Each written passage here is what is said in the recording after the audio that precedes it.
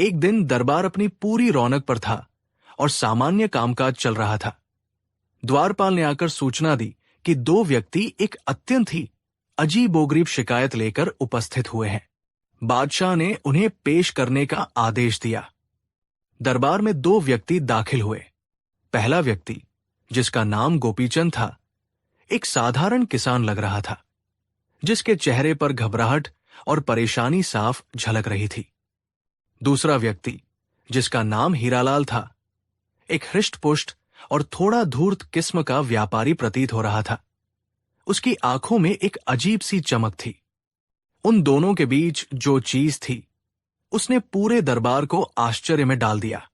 वो एक मटका था, साधारण मिट्टी का मटका, जिसका मुंह कपड़े से कसकर बंधा हुआ था। बादशाह अकबर ने पूछा, क्या मामला है और ये मटका यहां क्यों लाया गया है? गोपीचंद ने कांपती आवाज में कहना शुरू किया, जहांपनाह, मैं एक गरीब किसान हूं। कल शाम जब मैं अपने खेत से लौट रहा था तो मुझे रास्ते में ये मटका मिला। ये लावारिस पड़ा था। मैंने इसे उठाया। ये काफी भारी था। मुझे लगा इसमें कुछ कीमती सामान होगा। मैं इसे लेकर घर आया और जब मैंने इसका मुंह खोलकर देखा तो गोपीचंद कहते कहते रुक गया। उसकी आवाज में भय था। तो क्या देखा तुमने? बादशाह ने उत्सुकता से पूछा। गोपीचंद ने डरते डरते कहा, हुजूर, उसमें सोने की मोहरें थी। पूरा मटका सोने की मोहरों से भरा हुआ था। यह सुनकर दरबार में एक हलचल सी मच गई। सोने की मोहरों से भरा मटका। गोपीचंद ने आगे कहा, मैं इतना सोना देखकर डर गया। मुझे लगा ये किसी मुसीबत को न्योता देना है। मैंने रात भर सोचा और सुबह फैसला किया कि इसे शाही खजाने में जमा करा दूंगा।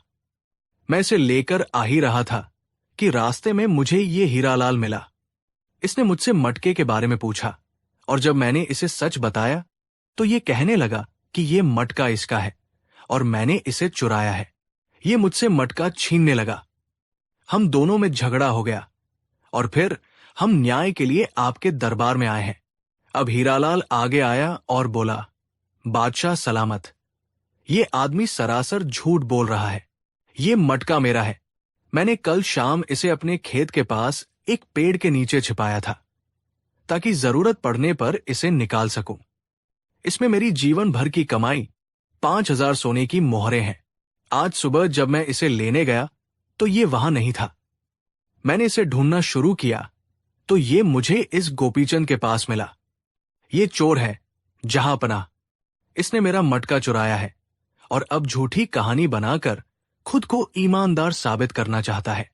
बादशाह अकबर सोच में पड़ गए। मामला बड़ा ही उलझा हुआ था। गोपीचंद की बातों में सच्चाई लग रही थी, लेकिन हीरालाल भी पूरे आत्मविश्वास से मटके पर अपना अधिकार जता रहा था। मटके का कोई पहचान चिन्ह भी नहीं था जिससे पता चल सके कि उसका असली मालिक कौन है। बादशाह ने बीरबल की ओर देखा। बीरबल, जो अब तक शांतचित्त होकर सारा वाकया सुन रहे थे, के चेहरे पर एक हल्की सी मुस्कान थी, जैसे उन्हें इस विचित्र मामले में कुछ मजा आ रहा हो। बीरबल ने बादशाह से अनुमति लेकर कहा, जहांपनाह, यदि आज्ञा हो तो मैं इन दोनों से कुछ प्रश्न पूछना चाहूंगा। बादशाह ने स्वीकृति दे दी। बीरबल पहले गोपीचंद की ओर मुड़े। गोपीचंद, तुमने कहा कि तुम्हें यह मटका रास्ते में पड़ा मिला। क्या तुमने आसपास किसी को देखा था या किसी से पूछा था कि यह किसका है? गोपीचंद ने कहा, नहीं हुजूर, वहां आसपास कोई नहीं था। खेत सुनसान थे और मैं इतना डर गया था कि सीधे घर आ गया। फिर बीरबल हीरालाल की ओर घूमे। हीरालाल, तुमने कहा कि तुमने ये मटका कल शाम अपने खेत के पास एक पेड़ के नीचे छिपाया था। क्या तुम उस पेड़ की कोई खास पहचान बता सकते हो या ये बता सकते हो कि तुमने मटके को कैसे छिपाया था? जमीन में गाड़ा था या यूं ही रख दिया था? हीरालाल थोड़ा अटकते हुए बोला, जी, वो एक आम का पेड़ था, बहुत पुराना, और मैंने मटके को बस पत्तों से ढक दिया था। उसके जवाब में कुछ हिचकिचाहट थी। बीरबल ने फिर पूछा, हीरालाल, तुम कह रहे हो कि इसमें तुम्हारी जीवन भर की कमाई 5,000 सोने की मोहरें हैं। क्या तुम बता सकते हो कि ये मोहरें किस प्रकार की हैं? क्या वे सभी एक ही राजा के समय की हैं या अलग अलग समय की? क्या उन पर कोई विशेष चिन्ह है? हीरालाल अब और भी घबरा गया। उसने कहा, जी, मैंने उन्हें कभी ध्यान से नहीं देखा, बस इकट्ठा करता गया। बीरबल मुस्कुराए। उन्हें कुछ अंदाजा होने लगा था। उन्होंने बादशाह से कहा, जहांपनाह, इस मामले को सुलझाने के लिए मुझे एक छोटी सी परीक्षा लेनी होगी। बादशाह ने कहा, इजाजत है बीरबल, हमें तुम्हारे न्याय पर पूरा भरोसा है। बीरबल ने सिपाहियों को आदेश दिया कि एक बड़ा सा कड़ाहा लाया जाए और उसमें पानी भरकर उसे तेज आंच पर गर्म किया जाए। दरबार में सभी लोग हैरान थे कि बीरबल ये क्या करने जा रहे हैं। गर्म पानी का इस मटके के विवाद से क्या लेना देना? जब कड़ाहे का पानी खौलने लगा तो बीरबल ने उस मटके को उठाया जिसका मुंह अभी भी कसकर बंधा हुआ था। उन्होंने गोपीचंद और हीरालाल से कहा, तुम दोनों इस मटके पर अपना अपना अधिकार जता रहे हो। अब हम ये देखेंगे कि इस मटके के अंदर की मोहरें किसकी है। ये कहकर बीरबल ने उस मटके को खौलते हुए पानी के कड़ाहे में डाल दिया। ये देखते ही गोपीचंद के चेहरे पर कोई खास भाव नहीं आया, वो बस आश्चर्य से देख रहा था। लेकिन हीरालाल का चेहरा सफेद पड़ गया। वो चीख उठा, नहीं नहीं, ये आप क्या कर रहे हैं? बीरबल जी, मेरी सारी मोहरें पिघल जाएंगी, मेरी जीवन भर की कमाई बर्बाद हो जाएगी। वो लगभग रोने ही वाला था। बीरबल ने उसे शांत रहने का इशारा किया और कुछ देर तक मटके को खौलते पानी में रहने दिया। दरबार में सन्नाटा छाया हुआ था। सभी की आंखें उस कड़ाहे पर और हीरालाल के घबराए हुए चेहरे पर टिकी थी। कुछ देर बाद बीरबल ने सिपाहियों को मटका पानी से बाहर निकालने का आदेश दिया। मटका अभी भी गर्म था। बीरबल ने सावधानी से उसका मुंह खोला और जैसे ही मटके का मुंह खुला, दरबार में बैठे सभी लोग आश्चर्य से अवाक रह गए। मटके के अंदर सोने की मोहरें नहीं थी, बल्कि मटका ताजे, सुनहरे, शुद्ध घी से लबालब भरा हुआ था। ऊपर कुछ सूखे मेवे तैर रहे थे। ये देखकर हीरालाल का मुंह खुला का खुला रह गया। उसकी आंखों में अविश्वास और गहरी शर्मिंदगी थी। वो समझ गया कि उसका झूठ पकड़ा जा चुका है। गोपीचंद भी हैरान था। उसने कहा, हुजूर, मैंने तो इसमें सोने की मोहरें देखी थी, या शायद मुझे भ्रम हुआ। वो खुद भी उलझन में था। बीरबल मुस्कुराए। उन्होंने बादशाह अकबर की ओर देखकर कहा, जहांपनाह, असली और नकली का पता चल गया है। उन्होंने समझाया। जब गोपीचंद ने कहा कि उसे मटके में सोने की मोहरें मिली, तो वो शायद डरा हुआ था और उसने ठीक से देखा नहीं होगा, या फिर घी का सुनहरा रंग और उसकी चमक देखकर उसे मोहरों का भ्रम हुआ होगा। लेकिन उसकी ईमानदारी देखिए, उसने इसे शाही खजाने में जमा कराने का फैसला किया। दूसरी ओर हीरालाल ने जैसे ही सुना कि मटके में सोने की मोहरें हैं, उसके मन में लालच आ गया। उसने तुरंत झूठी कहानी गढ़ दी कि ये मटका उसका है और उसमें उसकी 5,000 सोने की मोहरें हैं। वो ये भी नहीं जानता था कि मटके में वास्तव में क्या है। बीरबल ने आगे कहा, जब मैंने मटके को खौलते पानी में डाला तो असली मालिक, जिसे पता होता कि उसमें घी है, वो कभी चिंता नहीं करता, क्योंकि गर्म पानी से घी को कोई नुकसान नहीं होता, बल्कि वह और शुद्ध हो जाता। लेकिन हीरालाल, जो समझ रहा था कि उसमें सोने की मोहरें हैं, वो डर गया कि उसकी मोहरें पिघल जाएंगी। उसका यही डर उसकी चोरी और झूठ का सबसे बड़ा सबूत है। और जहां तक गोपीचंद की बात है, बीरबल ने कहा, यह संभव है कि हीरालाल ने ही उसे बहकाया हो कि मटके में सोना है, ताकि वो उसके साथ मिलकर दरबार में आए और मटके पर अपना दावा मजबूत कर सके। या फिर गोपीचंद ने स्वयं ही रात के अंधेरे में या घबराहट में घी को सोना समझ लिया हो। परंतु उसकी नीयत साफ थी। बादशाह अकबर बीरबल की इस अद्भुत सूझबूझ से अत्यंत प्रसन्न हुए। उन्होंने आदेश दिया, बीरबल का न्याय सर्वोपरि है। ये घी से भरा मटका गोपीचंद का है, क्योंकि उसी को ये लावारिस मिला था और उसकी नीयत भी इसे शाही खजाने में जमा कराने की थी। हीरालाल को दरबार को गुमराह करने, झूठी कहानी गढ़ने और लालच में एक निर्दोष पर चोरी का इल्जाम लगाने के अपराध में दंडित किया जाए। हीरालाल का सिर शर्म से झुक गया। सिपाहियों ने उसे पकड़ लिया। उसे जुर्माने और कुछ समय के लिए कारावास की सजा सुनाई गई। गोपीचंद की आंखों में खुशी और कृतज्ञता के आंसू थे। उसने बीरबल और बादशाह अकबर का लाख लाख शुक्रिया अदा किया। उसे न केवल उसका मटका वापस मिला, बल्कि उसकी ईमानदारी का भी सम्मान हुआ। दरबार में उपस्थित सभी लोग बीरबल की जय जयकार करने लगे। एक बार फिर बीरबल ने अपनी अनोखी और मनोवैज्ञानिक तरकीब से एक विचित्र और उलझे हुए मामले को सुलझा दिया था। उन्होंने ये साबित कर दिया था कि सच्चाई और झूठ को परखने के लिए कभी कभी पारंपरिक तरीकों से हटकर सोचना पड़ता है, और मनुष्य का व्यवहार और उसकी प्रतिक्रियाएं ही उसके मन के भेद खोल देती है। कहानी 2। एक दिन दरबार की कार्यवाही अपने सामान्य रूप से चल रही थी। तभी एक ईरानी सौदागर ने बादशाह को एक अद्भुत तोता भेंट किया। वो तोता फारसी के शेर ऐसे साफ और सुरीले अंदाज में पढ़ता था कि सुनने वाले दंग रह जाते। बादशाह अकबर उस तोते की काबिलियत देखकर अत्यंत प्रसन्न हुए। उन्होंने सौदागर को स्वर्ण मुद्राओं से तौल दिया और तोते को अपने खास बाग में रखने का हुक्म दिया।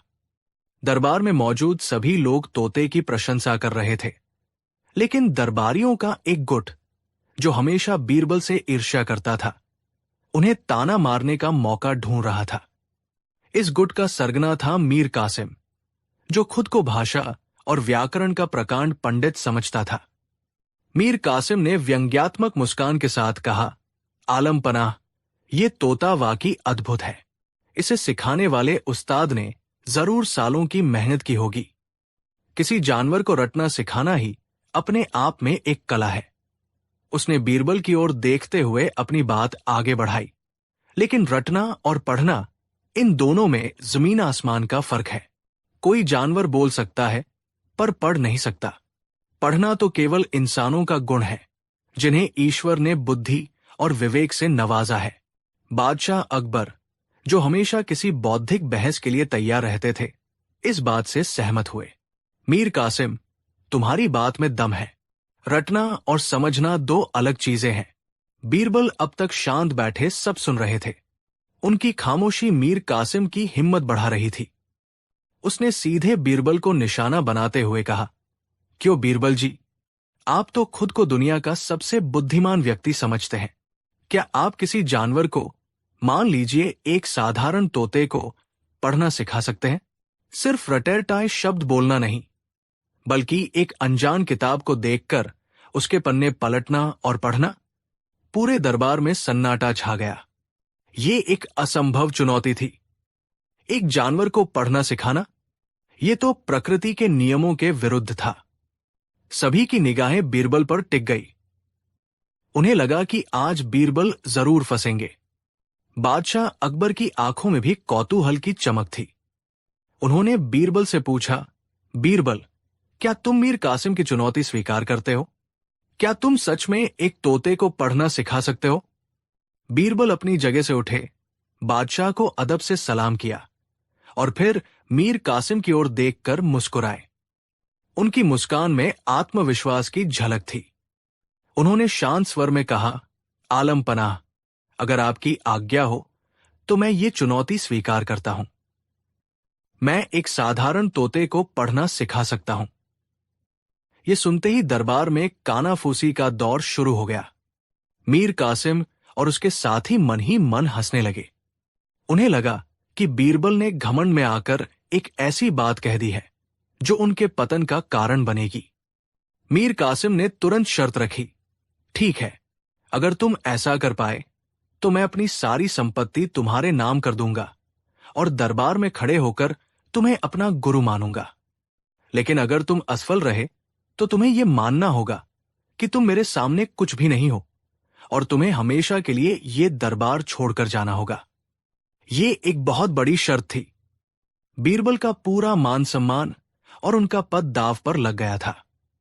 बादशाह अकबर भी थोड़ा चिंतित हुए, लेकिन उन्होंने बीरबल के चेहरे पर शिकन तक नहीं देखी। बीरबल ने सहजता से कहा, मुझे आपकी शर्त मंजूर है मीर कासिम, लेकिन मेरी भी कुछ शर्तें हैं। कहो, क्या शर्तें हैं? बादशाह ने पूछा। बीरबल बोले, हुजूर, मुझे इस काम के लिए 6 महीने का समय चाहिए। साथ ही मुझे एक साधारण अनपढ़ तोता, एक अलग कमरा और कुछ जरूरी सामान चाहिए होगा। और सबसे जरूरी शर्त यह है कि इन 6 महीनों के दौरान कोई भी, यहां तक कि आप भी, मेरे कमरे में झांकने की कोशिश नहीं करेगा। मैं तोते को अपने तरीके से सिखाना चाहता हूं। बादशाह ने बीरबल की सारी शर्तें मान ली। तुरंत एक साधारण सा हरे रंग का तोता पकड़कर लाया गया, जो सिर्फ टेंटे करना जानता था। बीरबल को महल के एक शांत हिस्से में एक कमरा दे दिया गया और उनकी मांग के अनुसार सारा सामान मुहैया करा दिया गया। अगले दिन से बीरबल का प्रशिक्षण शुरू हो गया। वो दिन का ज्यादातर समय उसी कमरे में तोते के साथ बिताते। पहले कुछ हफ्ते तो सब ठीक रहा, लेकिन धीरे धीरे दरबारियों में उत्सुकता बढ़ने लगी। मीर कासिम हर दिन अपने जासूसों से पता लगाने की कोशिश करता कि आखिर उस बंद कमरे में हो क्या रहा है। जासूस लौटकर बताते कि कमरे से बस तोते की टेंटे और बीरबल के कुछ अजीब सी हम्म किर्रर जैसी आवाजें आती है। कभी कभी पन्ने पलटने की आवाज भी सुनाई देती थी। यह सुनकर मीर कासिम की खुशी का ठिकाना न रहता। वो दरबार में सबसे कहता, देखा, मैंने कहा था ना, बीरबल बस समय बर्बाद कर रहा है। वो तोते को डांटता है और तोता बदले में चिल्लाता है। 6 महीने बाद देखना, इसकी सारी हेकड़ी निकल जाएगी। महीने बीतते गए। दूसरा, तीसरा, चौथा महीना। बीरबल अपने काम में लगे रहे। दरबार में अब यह चर्चा का मुख्य विषय बन गया था। कुछ लोग बीरबल की बुद्धिमानी पर विश्वास करते थे, लेकिन ज्यादातर लोगों को लगता था कि इस बार बीरबल ने अपनी सीमाओं से बाहर जाकर चुनौती स्वीकार कर ली है। खुद बादशाह अकबर को भी कभी कभी चिंता होती, लेकिन वे बीरबल के आत्मविश्वास को देखकर चुप रह जाते। अंदर कमरे में बीरबल एक बहुत ही धैर्यपूर्ण और मनोवैज्ञानिक तरीके से काम कर रहे थे। उन्होंने एक मोटी सी किताब ली और तोते को पिंजरे से आजाद कर दिया। पहले दिन उन्होंने किताब का पहला पन्ना खोला और उस पर चने के कुछ दाने रख दिए। तोता आया और दाने चुगकर चला गया। बीरबल ने कई दिनों तक यही किया। फिर उन्होंने एक नई तरकीब अपनाई। उन्होंने चने के दाने पन्ने के नीचे, पन्ने और जिल्द के बीच में फंसाना शुरू कर दिया। अब तोते को दाना खाने के लिए अपनी चोंच से पन्ने को थोड़ा उठाना पड़ता था। धीरे धीरे तोता ये सीख गया। अब बीरबल ने एक कदम और आगे बढ़ाया। उन्होंने पन्ने के बीच में दाने छिपाने शुरू कर दिए।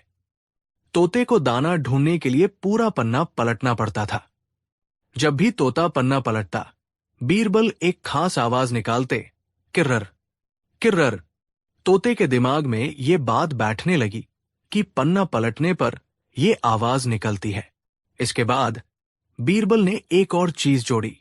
उन्होंने किताब को एक स्टैंड पर रख दिया और तोते को भूखा रखने लगे। जब तोता भूख से टेंटेक करता, बीरबल किताब की ओर इशारा करते।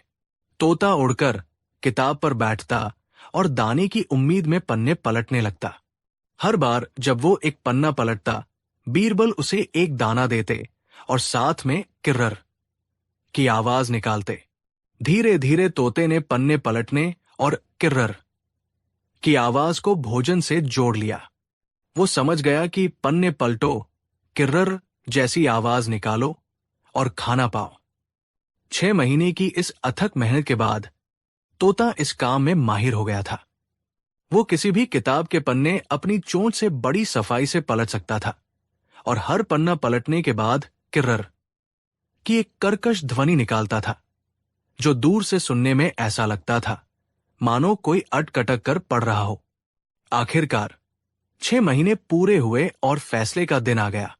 दीवान खास को विशेष रूप से सजाया गया था। बादशाह अकबर अपने सिंहासन पर विराजमान थे। सभी दरबारी, अमीर उमरा और मंत्री अपनी अपनी जगहों पर बैठे थे। मीर कासिम के चेहरे पर विजय की मुस्कान थी। उसे पूरा यकीन था कि आज बीरबल का अपमान निश्चित है। तभी बीरबल ने कमरे में प्रवेश किया। उनके एक हाथ में एक ढका हुआ पिंजरा था। उन्होंने बादशाह को सलाम किया और पिंजरे को बीच में रख दिया। बादशाह ने पूछा, बीरबल, समय पूरा हो चुका है, क्या तुम्हारा तोता पढ़ना सीख गया? बीरबल ने आत्मविश्वास से कहा, जी जहांपनाह, ये तोता अब किसी भी किताब को पढ़ सकता है। मीर कासिम जोर से हंसा, असंभव, मैं नहीं मानता, इसे साबित करो। बीरबल ने कहा, जरूर। मीर कासिम जी, आप ही शाही पुस्तकालय से अपनी पसंद की कोई भी, किसी भी विषय की एक ऐसी किताब ले आइए जिसे न मैंने देखा हो न इस तोते ने। यह सुनकर सबकी हैरानी और बढ़ गई। अगर तोते ने कुछ रटा होता तो वो सिर्फ एक ही किताब पढ़ पाता। एक अनजान किताब को पढ़ना तो वाकई जादू जैसा था। मीर कासिम खुद पुस्तकालय गया और वहां से कानून और व्यवस्था पर एक बहुत ही मोटी और जटिल किताब उठाकर ले आया। उसने सोचा, इसे पढ़ना तो इंसानों के लिए मुश्किल है, ये जानवर क्या पढ़ेगा। किताब को एक ऊंचे स्टैंड पर रख दिया गया। बीरबल ने पिंजरे का दरवाजा खोला। तोता बाहर आया, कुछ देर कमरे का चक्कर लगाया और फिर उड़कर सीधे किताब पर जा बैठा। पूरे दरबार में खामोशी थी। हर कोई सांस रोके देख रहा था। बीरबल ने तोते की ओर देखकर कहा, चलो बेटा, पढ़ना शुरू करो। तोते ने किताब के पहले पन्ने को देखा, फिर अपनी नुकीली चोंच से बड़ी सफाई से पन्ने के कोने को पकड़ा और उसे पलट दिया। पन्ना पलटते ही उसने एक कर्कश ध्वनि निकाली, किर्रर। फिर उसने दूसरे पन्ने को देखा और उसे भी पलट दिया, किर्रर। एक के बाद एक वो पन्ने पलटता गया और हर पन्ने के बाद किर्रर की आवाज निकालता गया। वो ये काम इतनी गंभीरता और ध्यान से कर रहा था कि एक पल के लिए सबको यही लगा कि वो सच में पढ़ रहा है। पहले वो एक नजर पन्ने पर डालता, फिर उसे पलटता और फिर अपनी आवाज निकालता। दरबार में बैठे लोग अपनी आंखों पर विश्वास नहीं कर पा रहे थे। ये एक चमत्कार था। बादशाह अकबर आश्चर्य और खुशी से उछल पड़े। वे जोर जोर से हंसने लगे। वाह बीरबल, मान गए, तुमने तो कमाल कर दिया, ये तो सच में पढ़ रहा है। मीर कासिम का चेहरा सफेद पड़ गया था। उसका मुंह खुला का खुला रह गया। उसे अपनी आंखों और कानों पर यकीन नहीं हो रहा था। वो हकलाते हुए बोला, नहीं, ये नहीं हो सकता। ये जरूर कोई जादू टोना है। इसने तोते पर कोई काला जादू किया है। बीरबल मुस्कुराए, मीर कासिम जी, इसमें कोई जादू नहीं है। इसमें सिर्फ थोड़ी सी बुद्धि और बहुत सारा धैर्य है। फिर बीरबल ने बादशाह और पूरे दरबार के सामने अपनी पूरी तरकीब का खुलासा किया। उन्होंने बताया कि कैसे उन्होंने दाने का लालच देकर तोते को पन्ने पलटना सिखाया और कैसे हर पन्ने के पलटने को किर्रर की आवाज से जोड़ दिया। उन्होंने समझाया, आलम पनाह, मैंने इस तोते को पढ़ना नहीं सिखाया, मैंने इसे पढ़ने का अभिनय करना सिखाया है। ये अक्षरों और शब्दों को नहीं पहचानता। ये तो बस अपनी आदत और लालच के कारण पन्ने पलट रहा है और आवाज निकाल रहा है। इसे लगता है कि ऐसा करने से इसे भोजन मिलेगा। ये सुनकर पूरे दरबार ने एक साथ ठहाका लगाया। अब सबको बात समझ में आ गई थी। बीरबल ने अपनी बात पूरी करते हुए मीर कासिम की ओर देखा और कहा, और मीर कासिम जी, आपका यह कहना कि सिर्फ इंसान ही पढ़ सकते हैं, बिल्कुल सही है। लेकिन बहुत से इंसान भी तो इसी तोते की तरह पढ़ते हैं। वे ग्रंथों और शास्त्रों को रट तो लेते हैं, पन्ने पर पन्ने पलटते जाते हैं, लेकिन उनके अर्थ को, उनके ज्ञान को अपने जीवन में नहीं उतारते। ऐसा पढ़ना और इस तोते का पन्ने पलटना दोनों एक बराबर है। सच्चा ज्ञान अक्षरों को रटने में नहीं, उनके अर्थ को समझने और आत्मसात करने में है। बीरबल की ये बात तीर की तरह मीर कासिम के दिल में जा लगी। उसका सिर शर्म से झुक गया। उसने न केवल अपनी चुनौती हारी थी, बल्कि उसे ज्ञान का एक ऐसा गहरा सबक मिला था जिसे वो जिंदगी भर नहीं भूल सकता था। बादशाह अकबर बीरबल की बुद्धिमानी से इतने प्रसन्न हुए कि वे अपने सिंहासन से उतर आए और बीरबल को गले लगा लिया। उन्होंने कहा, बीरबल, तुम सिर्फ मेरे सलाहकार नहीं, मेरे गुरु भी हो। तुमने आज केवल एक तोते को नहीं, बल्कि हम सबको एक बहुत बड़ा सबक सिखाया है। ज्ञान का अहंकार सबसे बड़ा अज्ञान है। तुम्हारी बुद्धि का कोई मुकाबला नहीं। शर्त के अनुसार मीर कासिम को अपनी सारी संपत्ति बीरबल को देनी थी और उन्हें अपना गुरु मानना था। लेकिन बीरबल ने महानता दिखाते हुए उसकी संपत्ति लेने से इनकार कर दिया। उन्होंने कहा, मुझे आपकी दौलत नहीं चाहिए, बस इतना ही काफी है कि आज आपको और इस दरबार को रटने और समझने का फर्क पता चल गया। मीर कासिम बीरबल के पैरों पर गिर पड़ा और अपनी गलती के लिए माफी मांगी। उस दिन के बाद उसने कभी बीरबल से ईर्ष्या नहीं की और हमेशा उनकी इज्जत की। ये कहानी आज भी इस बात की मिसाल है कि सच्ची बुद्धिमानी दिखावे या आडंबर में नहीं, बल्कि गहरी समझ और सरल समाधानों में निहित होती है। बीरबल ने एक साधारण सी घटना को ज्ञान के एक अमर अध्याय में बदल दिया था। कहानी 3। एक दिन जब दरबार की गहमा गहमी शांत थी, मुल्ला दोपियाजा ने अपने साथियों के साथ एक गहरी साजिश रची। ये योजना ऐसी थी जिससे उन्हें यकीन था कि बीरबल बच नहीं पाएंगे। शाम को जब दीवान खास में चुनिंदा मंत्री और सलाहकार बैठे थे, मुल्ला दोपियाजा ने बड़ी विनम्रता का नकाब ओढ़कर बादशाह अकबर से कहा, जहांपनाह, हम सब बीरबल की बुद्धिमानी और हाजिर जवाबी के कायल हैं। आपने और हमने अनगिनत बार उनकी प्रज्ञा की परीक्षा ली है और हर बार उन्होंने हमें चकित किया है। अकबर ने मुस्कुराते हुए कहा, इसमें कोई शक नहीं मुल्ला जी, बीरबल जैसा हीरा हमारी सल्तनत की शान है।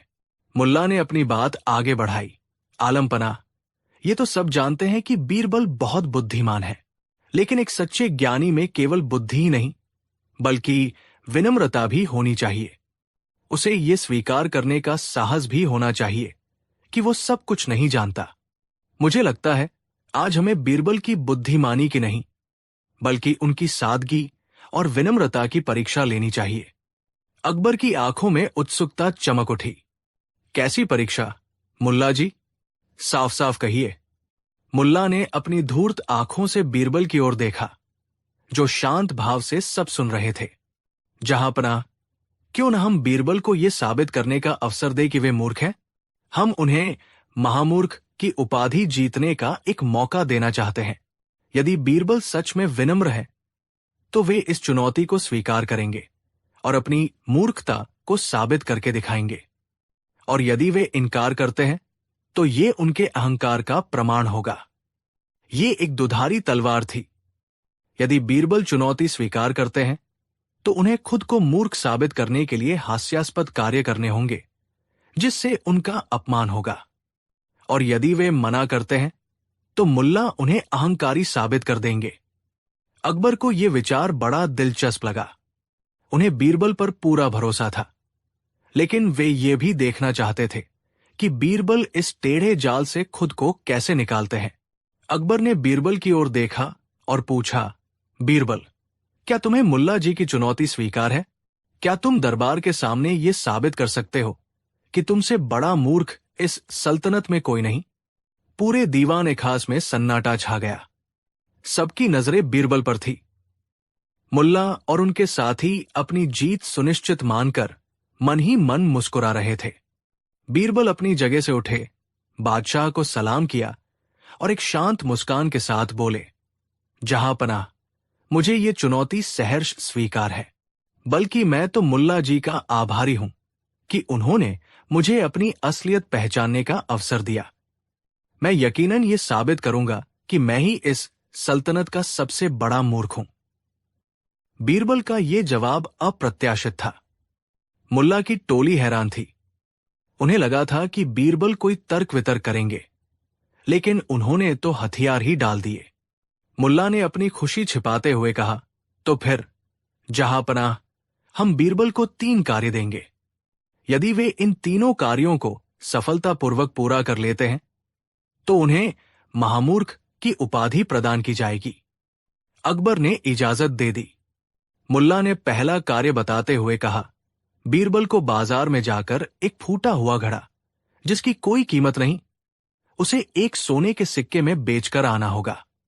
कोई भी बुद्धिमान व्यक्ति ऐसा नहीं कर सकता, केवल एक मूर्ख ही ऐसा करने की कोशिश करेगा और असफल होकर अपना मजाक बनवाएगा। बीरबल ने मुस्कुराकर सिर हिलाया और एक फूटा हुआ घड़ा लेकर अगले दिन आगरा के मुख्य बाजार की ओर चल दिए। मुल्ला के जासूस उनके पीछे पीछे थे। बीरबल बाजार के बीचों बीच खड़े होकर आवाज लगाने लगे, एक फूटा घड़ा ले लो, एक सोने के सिक्के में, किस्मत चमकाने वाला घड़ा। लोग उन्हें देखकर हंसने लगे।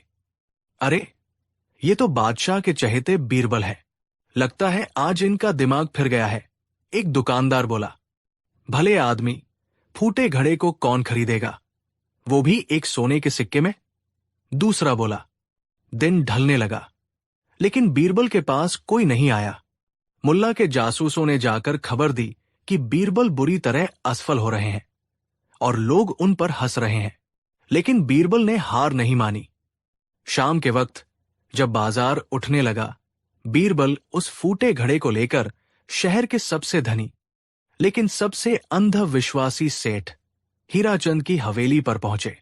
सेठ हीराचंद अपनी कंजूसी और अजीबोगरीब मान्यताओं के लिए मशहूर थे।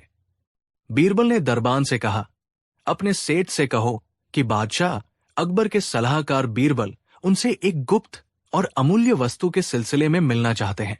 सेठ ने बीरबल को अंदर बुलवाया। बीरबल ने फूटे घड़े को एक रेशमी कपड़े में लपेट रखा था।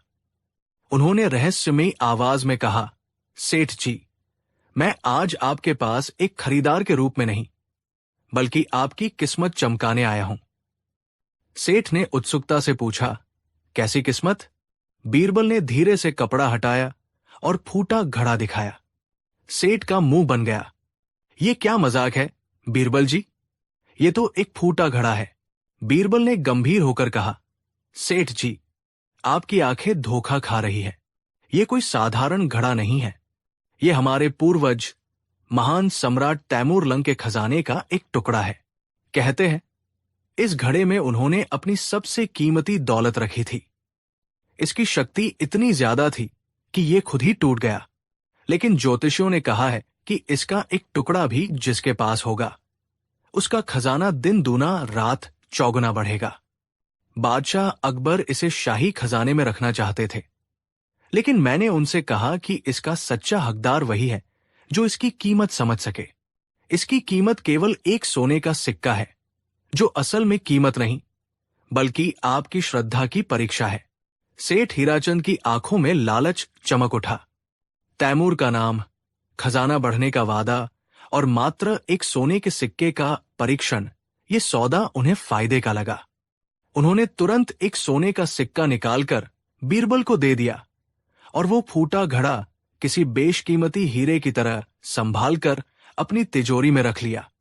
अगले दिन दरबार में जब बीरबल ने वो सोने का सिक्का अकबर के सामने पेश किया, तो मुल्ला और उनके साथियों के मुंह खुले के खुले रह गए।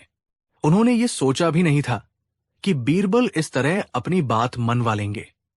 मुल्ला दोपियाजा पहले कार्य में मिली हार से तिलमिला उठा था। वो जानता था कि अब उसे कोई ऐसा काम देना होगा जो शारीरिक रूप से असंभव हो, जिसमें शब्दों का कोई खेल न चल सके। उसने सोचते हुए कहा, जहां पनाह, बीरबल ने अपनी जुबान की बाजीगरी से पहला पड़ाव तो पार कर लिया, लेकिन एक मूर्ख व्यक्ति केवल बातों से नहीं, अपने कामों से भी पहचाना जाता है। मेरा दूसरा कार्य यह है कि बीरबल को कल सुबह यमुना नदी को बिना अपने पैरों का इस्तेमाल किए, यानी बिना तैरे और बिना चले, पार करके दिखाना होगा। वो नाव या किसी और सहारे का इस्तेमाल भी नहीं कर सकते। यदि वो ऐसा कर पाए तो हम मानेंगे कि वो सच में एक अद्भुत मूर्ख है, जो प्रकृति के नियमों को भी चुनौती देते हैं। ये सुनकर दरबार में सन्नाटा छा गया। ये काम तो साक्षात असंभव था। बिना पैरों का इस्तेमाल किए नदी कैसे पार की जा सकती है? न तैरना है, न नाव का सहारा लेना है। अकबर भी चिंतित हो गए। उन्हें लगा कि इस बार मुल्ला ने बीरबल को बुरी तरह फंसा दिया है, लेकिन बीरबल के चेहरे पर शिकन तक नहीं थी। उन्होंने मुस्कुराकर कहा, मुझे ये कार्य स्वीकार है, जहांपना। कल सुबह सूर्योदय के समय यमुना के किनारे आप सभी मेरा इंतजार करें। अगली सुबह पूरा दरबार, बादशाह अकबर समेत, यमुना नदी के किनारे पहुंच गया। मुल्ला और उसके साथी विजयी भाव से एक दूसरे को देख रहे थे। उन्हें यकीन था कि आज बीरबल का तमाशा बनेगा। बीरबल समय पर वहां पहुंचे। उन्होंने नदी के तट पर खड़े होकर पहले बादशाह को सलाम किया और फिर नदी की तेज धारा को देखा। सब सांस रोके देख रहे थे कि बीरबल अब क्या करेंगे। बीरबल ने अपने 2 सेवकों को इशारा किया। वे एक बड़ा सा लकड़ी का लट्ठा, लॉग, लेकर आए। बीरबल ने उस लट्ठे को नदी के किनारे पानी में डाल दिया। फिर उन्होंने बड़ी सहजता से उस लट्ठे पर पेट के बल लेट गए, अपने हाथ और पैर हवा में ऊपर उठा लिए और नदी की धारा के साथ बहने लगे। नदी की धारा काफी तेज थी, जो लट्ठे को धीरे धीरे दूसरे किनारे की ओर ले जा रही थी। बीरबल उस पर आराम से लेटे हुए थे, जैसे किसी बिस्तर पर सो रहे हों। उनके पैर पानी को बिल्कुल नहीं छू रहे थे और न ही वो तैरने के लिए अपने हाथों का इस्तेमाल कर रहे थे। वो बस धारा के सहारे आगे बढ़ रहे थे। ये दृश्य देखकर दरबारियों की आंखें फटी रह गई। मुल्ला दोपियाजा का मुंह खुला का खुला रह गया। उन्होंने शर्त रखी थी कि बीरबल बिना पैरों का इस्तेमाल किए और बिना तैरे नदी पार करेंगे। बीरबल ने ठीक वही किया था। उन्होंने अपने पैर इस्तेमाल नहीं किए, वो तैरे भी नहीं, और उन्होंने नाव या किसी अन्य व्यक्ति का सहारा भी नहीं लिया। उन्होंने बस प्रकृति की शक्ति यानी नदी की धारा का उपयोग किया। कुछ ही देर में बीरबल लट्ठे के सहारे नदी के दूसरे किनारे पर पहुंच गए। उन्होंने किनारे पर उतरकर बादशाह और पूरे दरबार की ओर हाथ हिलाया। अकबर अपनी हंसी नहीं रोक पाए। वो जोर जोर से हंसने लगे। वाह बीरबल, वाह! तुमने तो असंभव को संभव कर दिखाया। तुम्हारी बुद्धि को सलाम है। मुल्ला और उनके साथियों का चेहरा शर्म से झुक गया। उन्होंने एक ऐसी शर्त रखी थी जिसमें उन्होंने हर लूपहोल बंद करने की कोशिश की थी, लेकिन बीरबल ने एक ऐसा रास्ता निकाल लिया जिसकी उन्होंने कल्पना भी नहीं की थी। बीरबल ने न केवल शर्त पूरी की, बल्कि यह भी साबित कर दिया कि बुद्धिमान व्यक्ति वो नहीं जो मेहनत करता है, बल्कि वह है जो चतुराई से काम करता है। अब मुल्ला के पास आखिरी दाव बचा था। वो गुस्से और हताशा में बोला, ठीक है। बीरबल ने अपनी चालाकी से 2 पड़ाव पार कर लिए, लेकिन आखिरी कार्य सबसे कठिन है। बीरबल को आगरा के मुख्य चौराहे पर जाकर चिल्ला चिल्लाकर खुद को महामूर्ख कहना होगा और वहां खड़ी जनता से भी ये कहलवाना होगा कि हां, तुम ही महामूर्ख हो। जनता का सम्मान जीतना आसान है, लेकिन उनसे खुद को मूर्ख कहलवाना असंभव है। ये सचमुच एक अपमानजनक और कठिन कार्य था। अपनी ही प्रजा के सामने खुद का मजाक बनवाना किसी भी सम्मानित व्यक्ति के लिए मृत्यु समान था। अगले दिन बीरबल आगरा के सबसे व्यस्त चौराहे पर एक ऊंचे चबूतरे पर चढ़ गए। हजारों लोगों की भीड़ जमा हो गई। मुल्ला और उनके साथी एक इमारत की छत से ये तमाशा देखने के लिए खड़े थे। बीरबल ने बुलंद आवाज में चिल्लाना शुरू किया, ए आगरा के लोगों, सुनो सुनो, मैं बीरबल इस सल्तनत का सबसे बड़ा मूर्ख हूं। मैं एक महामूर्ख हूं। लोग हैरान रह गए। वे एक दूसरे का मुंह देखने लगे। ये क्या हो रहा है? बीरबल ने अपनी बात जारी रखी। हां, मैं मूर्ख हूं, क्योंकि मैं अपना घर, अपना परिवार, अपना सुख चैन छोड़कर 24 घंटे बादशाह और इस सल्तनत की चिंता में डूबा रहता हूं। आप व्यापारी लोग कितने समझदार हैं। आप अपने व्यापार को बढ़ाते हैं, धन कमाते हैं। आप किसान कितने बुद्धिमान हैं। आप अन्न उगाते हैं और अपने परिवार का पेट पालते हैं। आप सैनिक कितने चतुर हैं। आप अपनी बहादुरी से नाम कमाते हैं। लेकिन मैं एक ऐसा मूर्ख हूं जो उन समस्याओं को सुलझाने में अपना सिर खपाता हूं जिनसे मेरा कोई सीधा वास्ता नहीं। मैं उन दरबारियों की साजिशों का सामना करता हूं जो मुझसे जलते हैं। मैं बादशाह के टेढ़ में सवालों के जवाब ढूंढता हूं, जैसे आसमान में कितने तारे हैं या धरती का केंद्र कहाँ है। मैं अपना जीवन एक ऐसे काम में लगा रहा हूं जिसके बदले में मुझे केवल चिंता और ईर्ष्या मिलती है। अरे, बादशाह सलामत तो कभी कभी खुश होकर इनाम दे भी देते हैं, लेकिन आप लोगों की समस्याओं को सुलझाने के लिए मुझे क्या मिलता है? तो अब आप ही बताइए। जो व्यक्ति दूसरों के लिए अपना जीवन बर्बाद कर दे, उससे बड़ा मूर्ख कौन हो सकता है? बोलो, क्या मैं महामूर्ख नहीं हूं? बीरबल की बातों में इतना दर्द, इतनी सच्चाई और इतनी गहरी भावना थी कि भीड़ स्तब्ध रह गई। लोगों की आंखों में आंसू आ गए। उन्हें पहली बार एहसास हुआ कि बीरबल उनके लिए कितनी बड़ी कुर्बानी देते हैं। एक बूढ़ा आदमी भीड़ से आगे आया और रोते हुए बोला, नहीं बीरबल जी, आप मूर्ख नहीं, आप तो देवता है, आप हमारे रक्षक हैं। और फिर पूरी भीड़ एक साथ चिल्ला उठी, बीरबल जिंदाबाद, बीरबल जिंदाबाद। आप मूर्ख नहीं, आप महान हैं। लोगों ने बीरबल पर फूलों की वर्षा शुरू कर दी। मुल्ला और उनके साथियों ने जब यह दृश्य देखा तो उनके पैरों तले जमीन खिसक गई। उनका आखिरी और सबसे मजबूत दाव भी उल्टा पड़ चुका था। वे बीरबल को अपमानित करना चाहते थे, लेकिन बीरबल तो जनता की नजरों में और भी बड़े नायक बन गए। जब बीरबल वापस दरबार पहुंचे तो अकबर अपने सिंहासन से उतर आए। उनकी आंखों में भी आंसू थे। उन्होंने बीरबल को गले लगाया और कहा, बीरबल, तुम्हारे दुश्मनों ने तुम्हें महामूर्ख साबित करने की कोशिश की, लेकिन तुमने ये साबित कर दिया कि तुम्हारी मूर्खता तुम्हारी महानता है। तुम्हारी मूर्खता तुम्हारी निस्वार्थ सेवा और तुम्हारी अटूट वफादारी है। आज से अगर कोई तुम्हें मूर्ख कहेगा तो वो सल्तनत का सबसे बड़ा अपराधी माना जाएगा। अकबर ने मुल्ला दो पियाजा और उनके साथियों को कड़ी फटकार लगाई और उन्हें कुछ दिनों के लिए दरबार से निलंबित कर दिया। उस दिन के बाद किसी ने फिर कभी बीरबल की बुद्धिमानी को चुनौती देने की हिम्मत नहीं की, क्योंकि वे सब समझ चुके थे कि बीरबल की सोच वहां खत्म होती है जहां आम इंसान सोचना शुरू करता है। कहानी 4। ये कहानी एक ऐसे ही साधारण सिपाही की है जिसका नाम था हिम्मत सिंह। हिम्मत सिंह, जैसा उसका नाम था वैसा ही उसका काम। वो एक बहादुर, ईमानदार और अपने कर्तव्य के प्रति पूरी तरह समर्पित सिपाही था। वो शाही खजाने की बाहरी सुरक्षा टुकड़ी में तैनात था। उसकी ईमानदारी के किस्से उसके साथी सिपाहियों के बीच मशहूर थे। उसे अपने काम के अलावा किसी और चीज से कोई मतलब नहीं था।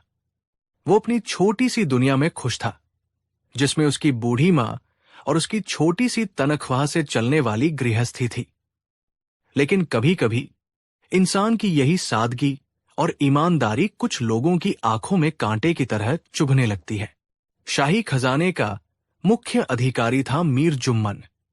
मीर जुम्मन बाहर से जितना शरीफ और नरम दिल दिखता था, अंदर से उतना ही लालची और मक्कार था। वो पिछले कई महीनों से शाही खजाने से छोटी छोटी मात्रा में सोना और जवाहरात गायब कर रहा था। उसकी चोरी इतनी सफाई से होती थी कि किसी को कानो कान खबर नहीं होती थी। लेकिन हिम्मत सिंह की तेज नजरें कुछ भाप रही थी। उसने 2-3 बार मीर जुम्मन को रात के अजीब पहरों में खजाने के पास संदिग्ध रूप से घूमते हुए देखा था। एक बार हिम्मत सिंह ने साहस करके उससे पूछ भी लिया, हुजूर, इतनी रात गए आप यहां, सब खैरियत तो है? मीर जुम्मन उसकी इस पूछताछ से सक्का गया। उसे डर लगा कि ये मामूली सिपाही कहीं उसकी पोल न खोल दे। उसने उसी दिन फैसला कर लिया कि हिम्मत सिंह को रास्ते से हटाना ही होगा, लेकिन उसे मारकर वो ध्यान आकर्षित नहीं करना चाहता था। उसने एक ऐसी गहरी और घिनौनी साजिश रची जिससे सांप भी मर जाए और लाठी भी न टूटे। कुछ दिनों बाद शाही खजाने से एक बहुत ही कीमती पन्ने जड़ा हुआ हार गायब हो गया। ये हार बादशाह अकबर ने अपनी बेगम के लिए खास तौर पर बनवाया था। हार के गायब होने की खबर आग की तरह पूरे महल में फैल गई। बादशाह अकबर गुस्से से लाल हो गए। उन्होंने तुरंत जांच का आदेश दिया। जांच का जिम्मा मीर जुम्मन और उसके विश्वास पात्रों को ही सौंपा गया। ये तो वही बात हुई कि बिल्ली को ही दूध की रखवाली दे दी गई। मीर जुम्मन ने अपनी साजिश को अंजाम देना शुरू किया। उसने पहले तो कुछ दिन तक इधर उधर की झूठी मूठी जांच का नाटक किया। फिर एक दिन उसने ऐलान किया कि चोर का पता चल गया है। अगले दिन भरे दरबार में मीर जुम्मन ने हिम्मत सिंह को एक अपराधी की तरह पेश किया। हिम्मत सिंह हैरान और परेशान था। उसे समझ नहीं आ रहा था कि ये सब क्या हो रहा है। मीर जुम्मन ने बादशाह के सामने झुककर कहा, आलम पनाह, बड़ी मशक्कत के बाद हमने चोर को पकड़ लिया है। ये सिपाही हिम्मत सिंह, जो बाहर से इतना ईमानदार दिखता है, असल में एक गद्दार और चोर है। इसी ने वो कीमती हार चुराया है। हिम्मत सिंह चिल्ला पड़ा, नहीं जहांपनाह, ये झूठ है। मैं बेकसूर हूं। मैंने अपनी जिंदगी में कभी एक पाई की भी बेईमानी नहीं की। मीर जुम्मन ने व्यंग्यात्मक मुस्कान के साथ कहा, हर चोर यही कहता है हुजूर, लेकिन हमारे पास इसके खिलाफ पुख्ता सबूत है। उसने अपने एक सिपाही को इशारा किया। वो सिपाही आगे आया और बोला, हुजूर, जब हमने हिम्मत सिंह के घर की तलाशी ली तो हमें उसके बिस्तर के गद्दे के नीचे से ये मिला।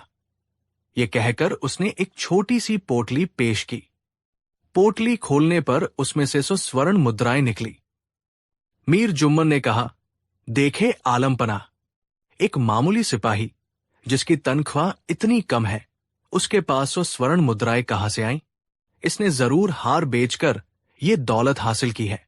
हिम्मत सिंह रोने लगा, जहांपनाह, मैं इन मुद्राओं के बारे में कुछ नहीं जानता। ये मुझे फंसाने की साजिश है। मैंने अपनी मां के इलाज के लिए अपनी पुश्तैनी जमीन का एक छोटा सा टुकड़ा बेचा था, जिससे मुझे 50 मुद्राएं मिली थी।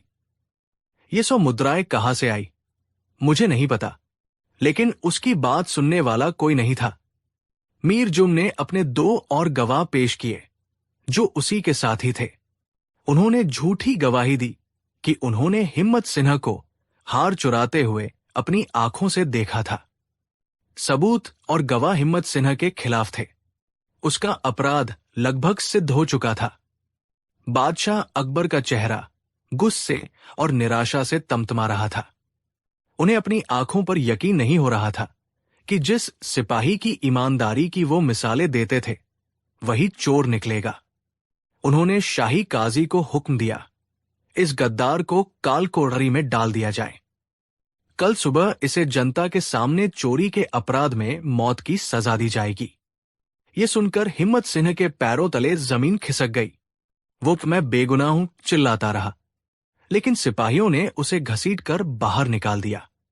पूरे घटनाक्रम के दौरान बीरबल शांत बैठे सब कुछ देख और सुन रहे थे।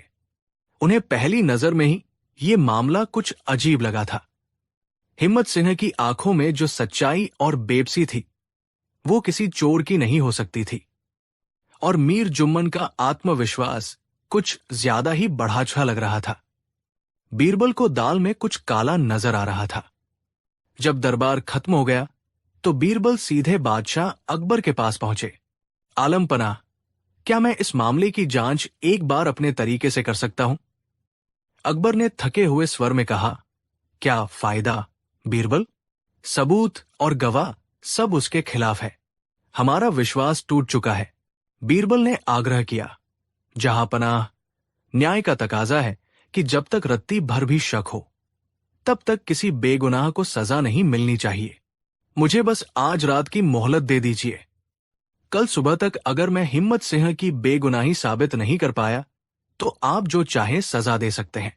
अकबर, बीरबल की समझदारी का लोहा मानते थे।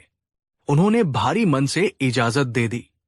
बीरबल के पास समय बहुत कम था। उन्होंने सबसे पहले हिम्मत सिंह की बूढ़ी मां से मिलने का फैसला किया।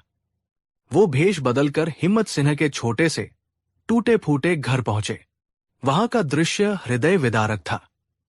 हिम्मत सिंह की अंधी मां एक कोने में बैठी रो रही थी और भगवान को कोस रही थी। बीरबल ने एक पड़ोसी का स्वांग रचकर उससे बात की। मां जी, हिम्मत तो बड़ा नेक लड़का था, उससे ऐसा गुनाह कैसे हो गया? मां ने रोते हुए कहा, नहीं बेटा, मेरा हिम्मत चोर नहीं हो सकता। वो तो जमीन पर पड़ी दूसरे की एक कौड़ी भी नहीं उठाता। ये सब साजिश है उसे फंसाने की। उसने तो मेरे आंखों के ऑपरेशन के लिए अपनी पुरखों की जमीन बेच दी थी। बेचारे को सिर्फ 50 स्वर्ण मुद्राएं ही मिली थी, जिन्हें उसने मेरे संदूक में रखा था। पता नहीं ये सो मुद्राएं कहां से आ गई। बीरबल को पहला सुराग मिल गया था। अगर हिम्मत सिंह के पास केवल 50 मुद्राएं थी तो तलाशी में सो कैसे मिली? इसका मतलब था कि 50 मुद्राएं किसी ने जानबूझकर वहां रखी थी ताकि चोरी की रकम ज्यादा लगे और उसका अपराध और भी संगीन दिखे। अब बीरबल का शक मीर जुम्मन पर और भी गहरा हो गया। रात के अंधेरे में बीरबल ने एक और चाल चली। उन्होंने अपने एक जासूस को मीर जुम्मन के घर पर नजर रखने के लिए भेजा। खुद बीरबल शाही खजाने के पास पहुंचे, जहां एक नई सुरक्षा टुकड़ी तैनात थी। उन्होंने उस टुकड़ी के मुखिया से कहा, बादशाह सलामत का हुक्म है कि आज रात खजाने की सुरक्षा दोगुनी कर दी जाए। शायद चोर का कोई साथी बचा हुआ माल लेने दोबारा आए। इसके बाद बीरबल ने एक झूठी अफवाह फैला दी कि चोरी हुआ हार हिम्मत सिंह ने शहर के सबसे बड़े साहूकार लाला दौलतराम के पास गिरवी रखा है और सुबह होते ही शाही सिपाही लाला की हवेली पर छापा मारने वाले हैं। ये अफवाह जंगल की आग की तरह फैली और जल्द ही मीर जुम्मन के कानों तक भी पहुंच गई। जैसे ही मीर जुम्मन ने यह सुना, उसके होश उड़ गए। हार तो उसी के पास था जिसे उसने अपने घर के तहखाने में छिपा रखा था। अगर सुबह लाला दौलतराम के यहां कुछ नहीं मिला तो शक की सुई कहीं उसी की तरफ न घूम जाए। उसे लगा कि इससे पहले कि कोई और मुसीबत आए, उसे उस हार से छुटकारा पा लेना चाहिए। घबराहट में उसने एक बहुत बड़ी गलती कर दी। आधी रात के बाद, जब पूरा शहर सो रहा था, मीर जुम्मन चुपके से अपने घर से निकला। उसने वो हार एक कपड़े में लपेटा और उसे ठिकाने लगाने के लिए चल पड़ा। उसे लगा कि सबसे सुरक्षित जगह शाही बाग का वो पुराना सूखा कुआं होगी, जहां कोई आता जाता नहीं था। लेकिन उसे क्या पता था कि बीरबल के जासूस परछाई की तरह उसके पीछे लगे हुए थे। जैसे ही मीर जुम्मन ने वो हार कुएं में फेंका, बीरबल के सिपाहियों ने उसे रंगे हाथों पकड़ लिया। पहले तो वो बहुत अकड़ा, लेकिन जब सिपाहियों ने कुएं से वो हार निकाला तो उसका चेहरा सफेद पड़ गया। अगली सुबह दरबार एक बार फिर लगा। हिम्मत सिंह को जंजीरों में जकड़कर पेश किया गया। उसकी आंखों में मौत का खौफ था। अकबर ने भारी मन से जल्लाद को इशारा करने ही वाले थे कि बीरबल ने उन्हें रोक दिया। 1 मिनट, जहां अपना असली मुजरिम पकड़ा गया है, ये कहकर उन्होंने सिपाहियों को मीर जुम्मन को पेश करने का हुक्म दिया। मीर जुम्मन को जंजीरों में बंधा देखकर पूरे दरबार में सन्नाटा छा गया। बीरबल ने बादशाह के सामने चोरी हुआ हार पेश किया और फिर एक एक करके अपनी पूरी जांच का ब्यौरा दिया। उन्होंने बताया कि कैसे हिम्मत सिंह की मां से उन्हें 50 मुद्राओं का सुराग मिला, कैसे उन्होंने झूठी अफवाह फैलाकर असली चोर को गलती करने पर मजबूर किया और कैसे मीर जुम्मन हार को ठिकाने लगाते हुए पकड़ा गया। मीर जुम्मन के जिन 2 गवाहों ने झूठी गवाही दी थी, उन्होंने भी बीरबल के सामने अपना गुनाह कबूल कर लिया। उन्होंने बताया कि मीर जुम्मन ने उन्हें दौलत का लालच देकर ऐसा करने के लिए मजबूर किया था। सच्चाई अब सूरज की तरह साफ थी। बादशाह अकबर शर्म और पश्चाताप से भर गए। उन्हें अपनी जल्दबाजी पर बहुत अफसोस हुआ। वो सिंहासन से उतरे और हिम्मत सिंह के पास गए। उन्होंने अपने हाथों से उसकी जंजीरें खोली और उसे गले से लगा लिया। हमें माफ कर दो, हिम्मत सिंह। हम एक बेगुनाह को सजा देने जा रहे थे। तुम्हारी ईमानदारी पर शक करके हमने गुनाह किया है। उन्होंने हिम्मत सिन्हा को न केवल बाइज्जत बरी किया, बल्कि उसकी ईमानदारी के इनाम के तौर पर उसे शाही सुरक्षा दस्ते का दारोगा बना दिया और 100 स्वर्ण मुद्राएं भी भेंट की। और मीर जुम्मन और उसके झूठे गवाहों को वही सजा दी गई जो हिम्मत सिंह को मिलने वाली थी।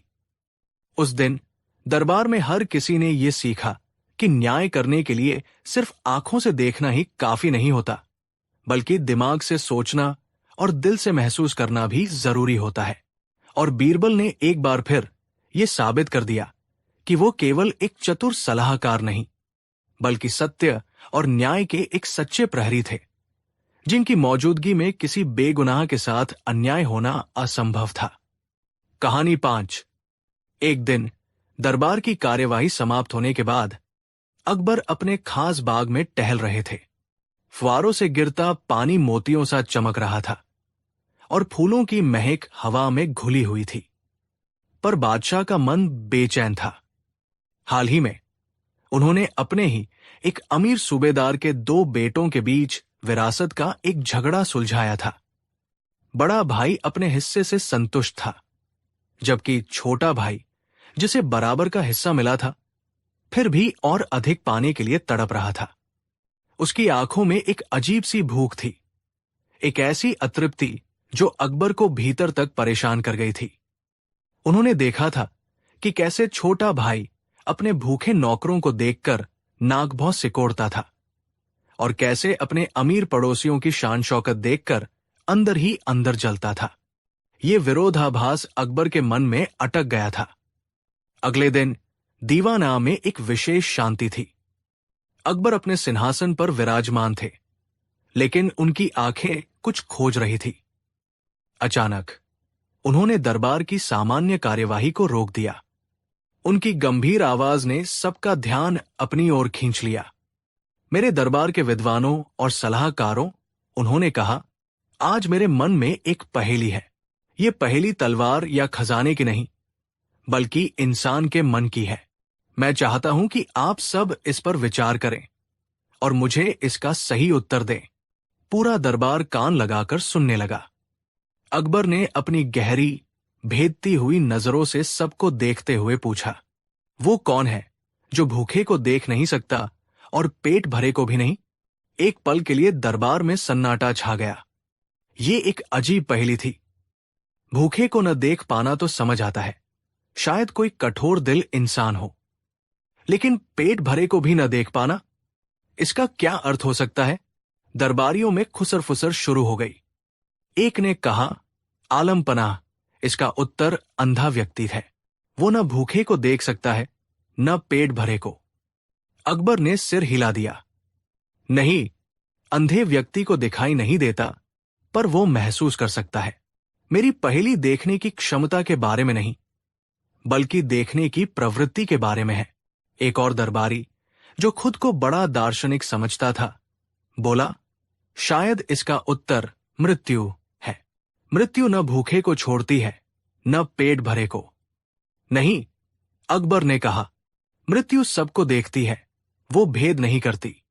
मैं उसकी बात कर रहा हूं जो दोनों को देखकर असहज हो जाता है। कई और जवाब आए। किसी ने मूर्ख कहा, किसी ने समय कहा, तो किसी ने पागलपन। लेकिन कोई भी जवाब बादशाह के मन को नहीं छू सका। उनकी नजर बीरबल को ढूंढ रही थी, जो हमेशा की तरह शांत भाव से एक कोने में खड़े सब कुछ देख और सुन रहे थे। बीरबल, अकबर ने पुकारा, क्या तुम्हारी बुद्धि भी आज खामोश है? क्या तुम्हारे पास इस पहेली का कोई जवाब नहीं? बीरबल ने आगे आकर अदब से सलाम किया। जहांपना, यह पहेली इतनी गहरी है कि इसका जवाब शब्दों में नहीं, बल्कि अनुभव में छिपा है। इसका उत्तर बताया नहीं, दिखाया जा सकता है। दरबारियों का एक गुट, जो हमेशा बीरबल की सफलता से जलता था, हंसने लगा। देखिए, जब जवाब नहीं सूझता तो बीरबल बातें घुमाने लगते हैं। बीरबल ने उनकी बातों को अनसुना करते हुए कहा, आलम पनाह, अगर आप मुझे 1 हफ्ते का समय और कुछ साधन दे तो मैं आपको इस पहेली का जीता जागता जवाब दिखा सकता हूं। कैसा साधन? अकबर ने उत्सुकता से पूछा। मुझे शाही खजाने से 5,000 स्वर्ण मुद्राएं चाहिए होंगी और शहर के सबसे अमीर लेकिन सबसे कंजूस सेठ हीरचंद को मेरा सहायक बनाना होगा, बीरबल ने कहा। यह सुनकर सब चौंक गए। सेठ हिरचंद की कंजूसी के किस्से पूरे आगरा में मशहूर थे। वो अपनी तिजोरी पर सांप की तरह कुंडली मारकर बैठता था। उससे एक पैसा निकलवाना भी पत्थर से पानी निकालने जैसा था। उसे सहायक बनाना, यह तो असंभव था। अकबर मुस्कुराए। उन्हें बीरबल की योजना में हमेशा एक अनोखा रोमांच मिलता था। ठीक है बीरबल, तुम्हें इजाजत है।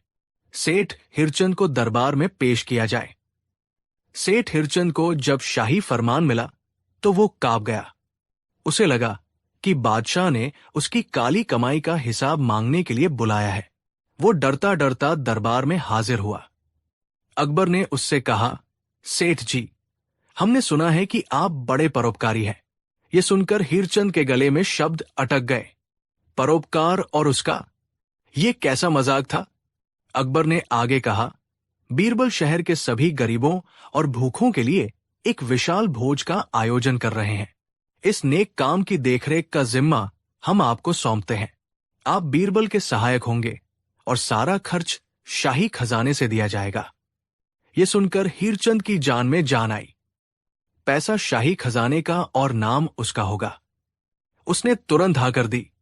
अगले कुछ दिनों में बीरबल ने पूरे शहर में ढिंढोरा पिटवा दिया कि अगले जुम्मे को यमुना के किनारे वाले बड़े मैदान में एक शाही दावत होगी, जिसमें शहर का कोई भी गरीब, भूखा या जरूरतमंद आकर पेट भर खाना खा सकता है। तैयारियां जोर शोर से शुरू हो गई। बड़े बड़े कड़ाह चढ़ाए गए। हलवाई, नानबाई और बावर्ची काम पर लग गए। सेठ हिरचंद, जिसे मुफ्त में शोहरत मिल रही थी, बड़े जोश से काम की निगरानी करने लगा। आखिरकार भोज का दिन आ गया। बीरबल ने बादशाह अकबर से अनुरोध किया, जहांपनाह, अगर आप आज मेरे साथ एक साधारण नागरिक का भेष बदल कर चलें, तो आप अपनी पहेली का उत्तर अपनी आंखों से देख पाएंगे। अकबर तुरंत मान गए। दोनों ने साधारण कपड़े पहने और आम लोगों की भीड़ में शामिल होकर उस मैदान की ओर चल दिए जहां दावत का आयोजन था। मैदान का दृश्य देखने लायक था। हजारों की संख्या में गरीब, अपाहिज, बच्चे, बूढ़े और भूखे लोग कतारों में बैठे थे। उनके चेहरों पर उम्मीद और भूख की चमक थी। बीरबल अकबर को लेकर एक ऐसी जगह पर छिप गए जहां से सेठ हिरचंद की हर हरकत साफ दिखाई दे रही थी। भोज शुरू हुआ। सेठ हिरचंद एक ऊंचे चबूतरे पर खड़ा होकर सब कुछ देख रहा था। शुरू में तो वो बहुत खुश था। लोग उसकी जय जयकार कर रहे थे और वो अपनी छाती फुलाए घूम रहा था। लेकिन जैसे जैसे भूखे लोगों की भीड़ बढ़ती गई, उसके चेहरे के भाव बदलने लगे। जब एक मैला कुचैला बच्चा, जिसके गाल आंसुओं से भीगे थे, उसके पास रोटी के लिए आया, तो सेठ ने घृणा से मुंह फेर लिया और अपने नौकर से कहा, हटाओ इसे मेरे सामने से। कितनी बदबू आ रही है। जब एक बूढ़ी कांपती हुई औरत ने थोड़ा और हलवा मांगा, तो हीरचंद चिल्ला पड़ा, पेट है या कुआं, बुढ़िया, जितना मिला है चुपचाप खाओ और जगह खाली करो। अकबर ये सब देख रहे थे। उन्होंने देखा कि हीरचंद भूखे लोगों को खाना तो दे रहा था, लेकिन उसकी आंखों में करुणा का एक अंश भी नहीं था। वो उन्हें ऐसे देख रहा था जैसे वे कीड़े मकोड़े हों। वो उनकी मौजूदगी से परेशान था। उनकी भूख से उसे कोई सहानुभूति नहीं थी। वो सचमुच भूखे को देख नहीं पा रहा था। उसकी आंखें उनके दुख के प्रति अंधी थी। अकबर ने बीरबल की ओर देखा। बीरबल ने आंखों से ही शांत रहने का इशारा किया। अभी तो जवाब का सिर्फ आधा हिस्सा सामने आया है, जहांपनाह। कुछ देर बाद बीरबल ने अपनी योजना का दूसरा हिस्सा शुरू किया। उन्होंने अपने एक सहायक को इशारा किया। वो सहायक जो एक अमीर सौदागर का भेष बनाए हुए था, 10 घोड़ों पर लदे सोने चांदी के थाल लेकर मैदान में दाखिल हुआ। उसने ऐलान किया, ये सेठ जमनादास की ओर से बादशाह सलामत के लिए नजराना है, ताकि वो ऐसे ही गरीबों का पेट भरते रहें। ये सेठ जमनादास हीरचंद का व्यापारिक प्रतिद्वंद्वी था। जैसे ही हीरचंद ने जमनादास का नाम सुना और उसकी शान शौकत देखी, उसका चेहरा ईर्ष्या से काला पड़ गया। जिस भोज की मेजबानी वो कर रहा था, उसमें कोई और आकर उससे ज्यादा नाम कमा ले, ये उसे बर्दाश्त नहीं हुआ। बीरबल ने एक और इशारा किया। शाही घोषणा करने वाले ने ऐलान किया, सेठ जमनादास की इस दरियादिली से खुश होकर बादशाह सलामत ने उन्हें नगर सेठ की उपाधि देने का फैसला किया है। यह सुनते ही हीरचंद के तन बदन में आग लग गई। नगर सेठ की उपाधि पर उसकी नजर सालों से थी। वो अंदर ही अंदर कुढ़ने लगा। वो जमनादास की ओर ऐसे देख रहा था मानो उसे कच्चा चबा जाएगा। वो उस भोज में मौजूद था। उसका पेट भरा हुआ था। उसे मान सम्मान मिल रहा था। लेकिन अपने प्रतिद्वंदी की सफलता देखकर उसकी सारी खुशी राख हो गई थी। वो पेट भरे को भी नहीं देख पा रहा था। किसी और की थाली में लड्डू देखकर उसकी अपनी थाली का खाना जहर बन गया था। अकबर, जो ये पूरा नाटक देख रहे थे, अब सब कुछ समझ चुके थे। उनकी आंखों में एक गहरी समझ की चमक थी। भोज समाप्त हुआ। अकबर और बीरबल चुपचाप महल लौट आए। अगले दिन भरे दरबार में अकबर ने एक बार फिर वही पहेली पूछी। दरबारी अभी भी पुराने जवाब दोहरा रहे थे। तब अकबर ने बीरबल की ओर देखा। बीरबल ने आगे बढ़कर कहा, जहां पनाह, इस पहेली का उत्तर कोई व्यक्ति, वस्तु या स्थान नहीं है। ये एक भावना है, एक प्रवृत्ति है, एक रोग है। इसका उत्तर है लालच। पूरे दरबार में एक गहरा सन्नाटा छा गया। बीरबल ने अपनी बात को स्पष्ट करते हुए कहा, एक लालची इंसान भूखे को नहीं देख सकता, क्योंकि उसे अपना धन खर्च होने का डर लगता है। उसे भूखे की भूख नहीं, अपनी तिजोरी की चिंता होती है। उसकी आंखें करुणा के लिए अंधी हो जाती है। और वही लालची इंसान पेट भरे को भी नहीं देख सकता, क्योंकि उसे दूसरों की खुशी और समृद्धि से ईर्ष्या होती है। वो किसी और को खुद से आगे बढ़ते हुए नहीं देख सकता। दूसरे का भरा हुआ पेट देखकर उसकी अपनी आत्मा भूख से तड़पने लगती है। उसकी आंखें संतुष्टि के लिए अंधी हो जाती है। बीरबल ने कल के भोज का पूरा वृत्तांत सुनाया और बताया कि कैसे सेठ हीरचंद के व्यवहार में इस पहेली का उत्तर साफ साफ दिखाई दे रहा था। यह सुनकर बादशाह अकबर अपने सिंहासन से उठ खड़े हुए। उन्होंने कहा, वाह बीरबल, वाह! तुमने न केवल मेरी पहेली का उत्तर दिया है, बल्कि इंसान के मन की एक बहुत बड़ी सच्चाई को उजागर कर दिया है। लालच ही वो अंधापन है जो इंसान को न किसी का दुख देखने देता है, न किसी का सुख।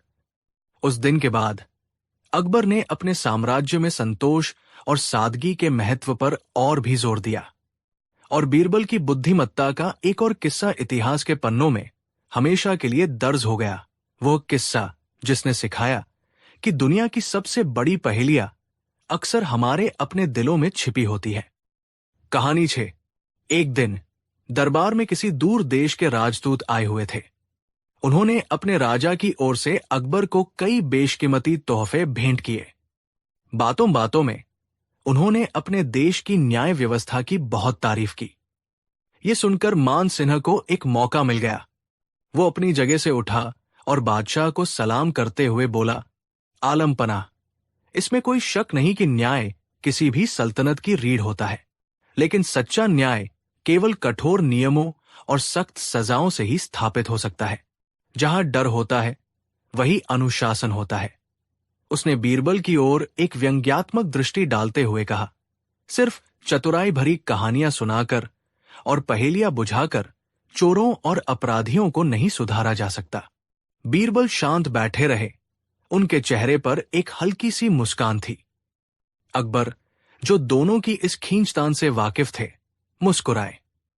मान सिंह, तुम्हारा कहना है कि न्याय के लिए सख्ती जरूरी है, और शायद बीरबल का मानना है कि समझदारी और मनोविज्ञान भी उतना ही महत्व रखते हैं। क्यों न इस बात का एक इम्तिहान हो जाए? मान सिंह की आंखें चमक उठीं। यही तो वो चाहता था। जरूर जहांपनाह, मैं किसी भी परीक्षा के लिए तैयार हूं। मैं साबित कर दूंगा कि मेरी प्रशासनिक क्षमता बीरबल की किस्सेबाजी से 1000 गुना बेहतर है। अकबर ने कहा, ठीक है, आगरा की सबसे बड़ी समस्या इस समय चोरों और लुटेरों का बढ़ता हुआ आतंक है। शहर की गलियों में रात को निकलना मुश्किल हो गया है। हम तुम दोनों को एक चुनौती देते हैं। उन्होंने अपनी बात स्पष्ट की। मान सिंह, तुम अपनी सख्ती और सैन्य शक्ति का प्रयोग करो, और बीरबल, तुम अपनी बुद्धि और चतुराई का। तुम दोनों को 1 महीने का समय दिया जाता है। इस 1 महीने में जो भी आगरा को चोरों से ज्यादा सुरक्षित बना देगा, हम उसे ही असली विजेता मानेंगे। उसे एक विशेष न्यायक्षक की उपाधि और 10,000 स्वर्ण मुद्राओं का इनाम दिया जाएगा। ये एक सीधी चुनौती थी। मान सिंह ने इसे तुरंत स्वीकार कर लिया। उसे अपनी तलवार और अपने सिपाहियों पर पूरा भरोसा था। उसने मन ही मन सोचा, अब मैं इस किस्सेबाज को दिखाऊंगा कि असली शासन कैसे चलाया जाता है। अगले ही दिन से मान सिंह अपने काम में जुट गया। उसने शहर के चप्पे चप्पे पर अपने सबसे कठोर सिपाहियों को तैनात कर दिया। रात होते ही गलियों में गश्त तेज हो गई। जो भी जरा सा संदिग्ध लगता, उसे पकड़कर कालकोरी में डाल दिया जाता। कई बेकसूर लोग भी इस सख्ती का शिकार हुए, लेकिन मान सिंह को इसकी कोई परवाह नहीं थी। उसका एकमात्र लक्ष्य था डर का माहौल बनाना। उसने ऐलान करवा दिया कि चोरी करते हुए पकड़े जाने पर सीधा हाथ काट दिया जाएगा। शहर में एक दहशत का माहौल बन गया। शुरू के कुछ दिनों में इसका असर भी दिखा। छोटी मोटी चोरियां लगभग बंद हो गई। मान सिंह अपनी सफलता पर फूला नहीं समा रहा था। वो दरबार में आकर अपनी पीठ थपथपाता और बीरबल पर ताने कसता। और बीरबल क्या कर रहे थे? बीरबल ने पहले कुछ दिन कुछ नहीं किया। वो न तो सिपाहियों के साथ गश्त पर निकले, न ही उन्होंने कोई मुनादी करवाई। वो बस भेष बदलकर शहर की तंग गलियों, सरायों और बाजारों में घूमते रहते। वो लोगों से बातें करते, उनकी समस्याएं सुनते और शहर की नब्ज को समझने की कोशिश करते। मान सिंह के सिपाही उन्हें देखकर हंसते और कहते, देखो, न्यायक्षक साहब सैर सपाटा कर रहे हैं। 1 हफ्ता बीत गया। मान सिंह की सख्ती के बावजूद शहर के अमीर व्यापारियों के घरों में कुछ बड़ी चोरियां हो गई। चोर इतने शातिर थे कि वे मान सिंह के कड़े पहरे को भी धता बताकर अपना काम कर जाते और कोई सुराग तक नहीं छोड़ते। अब मान सिंह की प्रतिष्ठा दांव पर लग गई थी। उसका अहंकार तिलमिला उठा। उसने पहरा और भी सख्त कर दिया, लेकिन चोरियों का सिलसिला नहीं रुका। इधर बीरबल ने अपना काम शुरू कर दिया था। उन्होंने शहर के सबसे पुराने और अनुभवी सुनारों, लोहारों और ताला बनाने वालों की एक गुप्त बैठक बुलाई। उन्होंने उनसे उन खास औजारों के बारे में पूछा जो एक जटिल से जटिल तिजोरी को तोड़ने के लिए इस्तेमाल हो सकते हैं। फिर बीरबल ने शहर के सभी कबाड़ियों और पुराने लोहे का सामान बेचने वालों को अपने पास बुलाया। उन्होंने उन्हें एक आकर्षक प्रस्ताव दिया। अगर तुम्हारे पास कोई भी पुराना, जंग लगा हुआ या नया औजार, विशेष रूप से तिजोरी तोड़ने वाले औजार बेचने के लिए आए, तो तुम उसे मुहमांगे दाम पर खरीद लो। मैं तुम्हें उस कीमत से दोगुनी कीमत अदा करूंगा। बस शर्त यह है कि तुम बेचने वाले का हुलिया और पता गुप्त रूप से मुझ तक पहुंचाओगे। कबाड़ियों के लिए यह सोने का सौदा था। वे बीरबल के जासूस बन गए।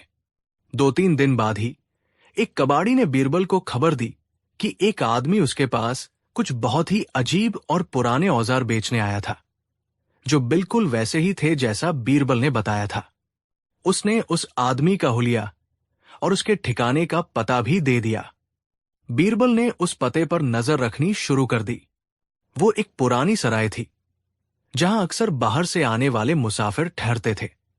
बीरबल ने भेष बदलकर उस सराय में एक कमरा ले लिया। वहां उन्होंने देखा कि उस आदमी से मिलने कुछ और लोग भी आते थे। और वे सब रात के अंधेरे में ही बाहर निकलते थे। बीरबल समझ गए कि उन्होंने चोरों के गिरोह का पता लगा लिया है, लेकिन उन्हें पकड़ना इतना आसान नहीं था। वे बहुत चालाक थे।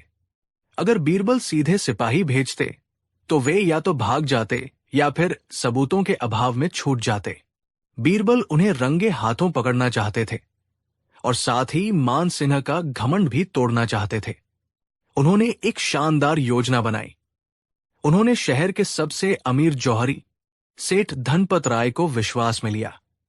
धनपत राय का घर किसी किले से कम नहीं था और उसकी तिजोरी को तोड़ना लगभग असंभव माना जाता था। बीरबल ने धनपत राय से कहा, सेठ जी, आपको मेरी योजना में मेरा साथ देना होगा। आपको शहर में ये अफवाह फैलानी होगी कि आपके पास ईरान से आया एक ऐसा बेशकीमती हीरा है जो कोहिनूर को भी मात देता है और आपने उसे अपनी सबसे सुरक्षित तिजोरी में रखा है। सेठ ने ऐसा ही किया। जल्द ही ईरानी तारे नाम के उस काल्पनिक हीरे की चर्चा पूरे आगरा में होने लगी। चोरों के गिरोह तक भी ये खबर पहुंच गई। उनके लिए ये एक बहुत बड़ी चुनौती और एक बहुत बड़ा मौका था। अब बीरबल ने अपनी योजना का अगला चरण शुरू किया। उन्होंने मान सिंह से मुलाकात की। मान सिंह जी, उन्होंने बड़ी विनम्रता से कहा, मैं मानता हूं कि मैं आपकी तरह बहादुर और सख्त नहीं हूं। चोरों ने पूरे शहर में आतंक मचा रखा है और मुझे डर है कि अगला निशाना सेठ धनपत राय का घर हो सकता है। क्या आप अपनी सबसे काबिल टुकड़ी को आज रात सेठ जी के घर की निगरानी के लिए तैनात कर सकते हैं? मान सिन्हा को लगा कि बीरबल ने हार मान ली है। वो अहंकार से हंसा, हां, क्यों नहीं, तुम बस बातें ही बना सकते हो। असली काम तो हमें ही करना पड़ता है। आज रात मैं खुद पहरे की निगरानी करूंगा। एक परिंदा भी सेठ के घर में पर नहीं मार पाएगा। उस रात मान सिंह ने सेठ धनपत राय के घर को चारों तरफ से घेर लिया। हर कोने में उसके सबसे भरोसेमंद सिपाही तैनात थे। वो खुद एक ऊंची मीनार पर चढ़कर सब कुछ देख रहा था। आधी रात बीती। बीरबल, जो एक सिपाही के भेष में वहीं मौजूद थे, मान सिन्हा के पास गए। मान सिंह जी, मुझे लगता है चोर छत के रास्ते से आ सकते हैं। हमें छत पर पहरा और कड़ा करना चाहिए। मान सिंह ने उसे झिड़क दिया, मुझे मत सिखाओ। मुझे पता है अपना काम कैसे करना है। चोरों में इतनी हिम्मत नहीं कि वे छत से आए। थोड़ी देर बाद बीरबल फिर आए। जनाब, मुझे लगता है कि वे शायद जमीन के नीचे से सुरंग खोद कर आए। हमें घर के चारों ओर की जमीन की जांच करनी चाहिए। मान सिन्हा गुस्से से लाल हो गया। चुप रहो, मैंने कहा ना, मुझे अपना काम करने दो। तुम सिर्फ डरपोक हो। मान सिन्हा का सारा ध्यान घर के मुख्य दरवाजे और दीवारों पर था। उसे ये गुमान था कि चोर जब भी आएंगे, सामने से आएंगे और वो उन्हें दबोच लेगा। लेकिन चोर मान सिंह की सोच से ज्यादा चालाक थे। उन्होंने न तो छत का रास्ता चुना, न ही सुरंग खोदी। उन्होंने एक बहुत ही साधारण लेकिन चतुर रास्ता अपनाया था। वे दिन में ही, जब बाजार में भीड़ होती थी, मजदूरों के भेष में सेठ के घर के बगल वाले खाली पड़े मकान में घुस गए थे। रात में उन्होंने उस मकान की दीवार, जो सेठ के घर के रसोई घर से सटी हुई थी, में एक छोटा सा छेद किया और बिना किसी आहट के घर के अंदर दाखिल हो गए। वे सीधे तिजोरी वाले कमरे में पहुंचे और अपने खास औजारों से तिजोरी पर काम करने लगे। इधर बीरबल मान सिन्हा को जानबूझकर गलत दिशाओं में उलझाए रख रहे थे। जब बीरबल को यकीन हो गया कि चोर तिजोरी तक पहुंच चुके हैं, तो उन्होंने अपनी योजना का अंतिम दांव खेला। उन्होंने एक सिपाही को दौड़ाया, जो हाफता हुआ मान सिन्हा के पास पहुंचा। गजब हो गया हुजूर, चोरों ने आपको धोखा दे दिया। वे तो बगल वाले घर से दीवार तोड़कर अंदर घुस गए हैं। मान सिन्हा के पैरों तले जमीन खिसक गई। उसका अहंकार एक पल में चकनाचूर हो गया। वो अपनी पूरी टुकड़ी के साथ घर के अंदर भागा। जैसे ही वे तिजोरी वाले कमरे में पहुंचे, उन्होंने देखा कि चोरों का पूरा गिरोह वहां मौजूद था, तिजोरी तोड़ने में लगा हुआ। उन्हें रंगे हाथों पकड़ लिया गया। अगले दिन भरे दरबार में चोरों के गिरोह को पेश किया गया। उनके पास से चोरी के औजार और पिछले कुछ हफ्तों में चुराया गया सारा माल भी बरामद हो गया। अकबर ने पूरी कहानी सुनी। वो बीरबल की बुद्धिमानी से अत्यंत प्रभावित हुए। उन्होंने मान सिंह की ओर देखा, जिसका सिर शर्म से झुका हुआ था। अकबर ने कहा, मान सिंह, तुमने सख्ती बरती, पर तुम सिर्फ छोटे मोटे मच्छर मार सके। असली मगरमच्छ तो तुम्हारी नाक के नीचे अपना काम करते रहे। तुम्हारी सख्ती ने बेगुनाहों में डर पैदा किया, लेकिन अपराधियों के हौसले को नहीं तोड़ सकी। फिर वो बीरबल की ओर मुड़े, और बीरबल, तुमने न कोई तलवार उठाई, न किसी को डराया। तुमने अपराधी के मनोविज्ञान को समझा। तुमने लालच को लालच से काटा और अपनी बुद्धि के जाल में उन्हें ऐसे फंसाया कि वे भाग भी नहीं सके। तुमने साबित कर दिया कि एक बुद्धिमान का दिमाग तलवारों से ज्यादा तेज और असरदार होता है। अकबर ने बीरबल को न्यायक्षक की उपाधि और 10,000 स्वर्ण मुद्राएं इनाम में दी। मान सिंह आगे आया और पहली बार सच्चे दिल से बीरबल के सामने अपना सिर झुकाया। मुझे माफ कर दो बीरबल, मैं घमंड में अंधा था। आज मैं समझ गया कि असली शक्ति भुजाओं में नहीं, बल्कि बुद्धि में होती है। बीरबल ने उसे उठाकर गले लगा लिया। मान सिंह जी, सल्तनत को आपकी तलवार और मेरी बुद्धि दोनों की जरूरत है। हम दुश्मन नहीं, बल्कि एक ही गाड़ी के दो पहिए हैं। उस दिन के बाद मान सिंह ने कभी बीरबल से ईर्ष्या नहीं की और दोनों ने मिलकर सल्तनत की कई समस्याओं को सुलझाया। और ये कहानी हमेशा के लिए इस बात की मिसाल बन गई कि अहंकार और बल प्रयोग पर बुद्धि और समझ की जीत हमेशा निश्चित होती है। कहानी 7। सवेरे का समय था। लाल किले के दरबार में चहल पहल थी। महाराज अकबर अपने सिंहासन पर विराजमान थे और बीरबल हमेशा की तरह उनके दाईं ओर खड़े थे। इतने में एक अजीब सा व्यक्ति दरबार में घुस आया। उसका सिर मुंडा हुआ था, कपड़े उल्टे पहने हुए, एक हाथ में किताब और दूसरे हाथ में मिर्ची मूली का झोला। दरबारी पहले तो उसे देखकर हंसे, फिर अचंभित होकर उसकी ओर देखने लगे। महाराज, वो व्यक्ति ऊंची आवाज में बोला, मैं दुनिया का सबसे बड़ा विद्वान हूं। मुझे आपकी सभा में स्थान दीजिए। मैं ऐसे ऐसे ज्ञान की बातें बताऊंगा कि सबके दिमाग चकरा जाएंगे। अकबर ने भौहें चढ़ाई।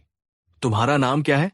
महाराज, मैं हूं पंडित गुणगानाचार्य दिमागफाड़ शास्त्री। मेरे जैसा ज्ञानी पूरे हिंदुस्तान में नहीं। मैंने बकरी से संस्कृत सीखी है और मुर्गे से ज्योतिष। पूरे दरबार में ठहाका गूंज गया। अकबर हंसे, पर बोले, अगर तुम सच में इतने विद्वान हो तो क्यों न हम तुम्हारी परीक्षा लें? ले लीजिए महाराज। मैं किसी से नहीं डरता, उसने आत्मविश्वास से कहा। बीरबल मंद मंद मुस्कराए। उन्हें समझ आ गया था कि ये आदमी कोई शरारती मूर्ख है जो विद्वान बनने का ढोंग कर रहा है। अकबर बोले, बीरबल, क्या कहते हो तुम? बीरबल हाथ जोड़कर बोले, जहां पनाह, अगर आपकी आज्ञा हो तो मैं इस विद्वान की परीक्षा लूं। बिल्कुल बीरबल, अकबर ने इशारा किया। दरबार के सामने ही इस पंडित की परीक्षा ली जाए। अब बीरबल उठे और बोले, पंडित जी, आपकी परीक्षा 3 चरणों में होगी। हर चरण कठिन से कठिनतर होगा। तैयार है आप?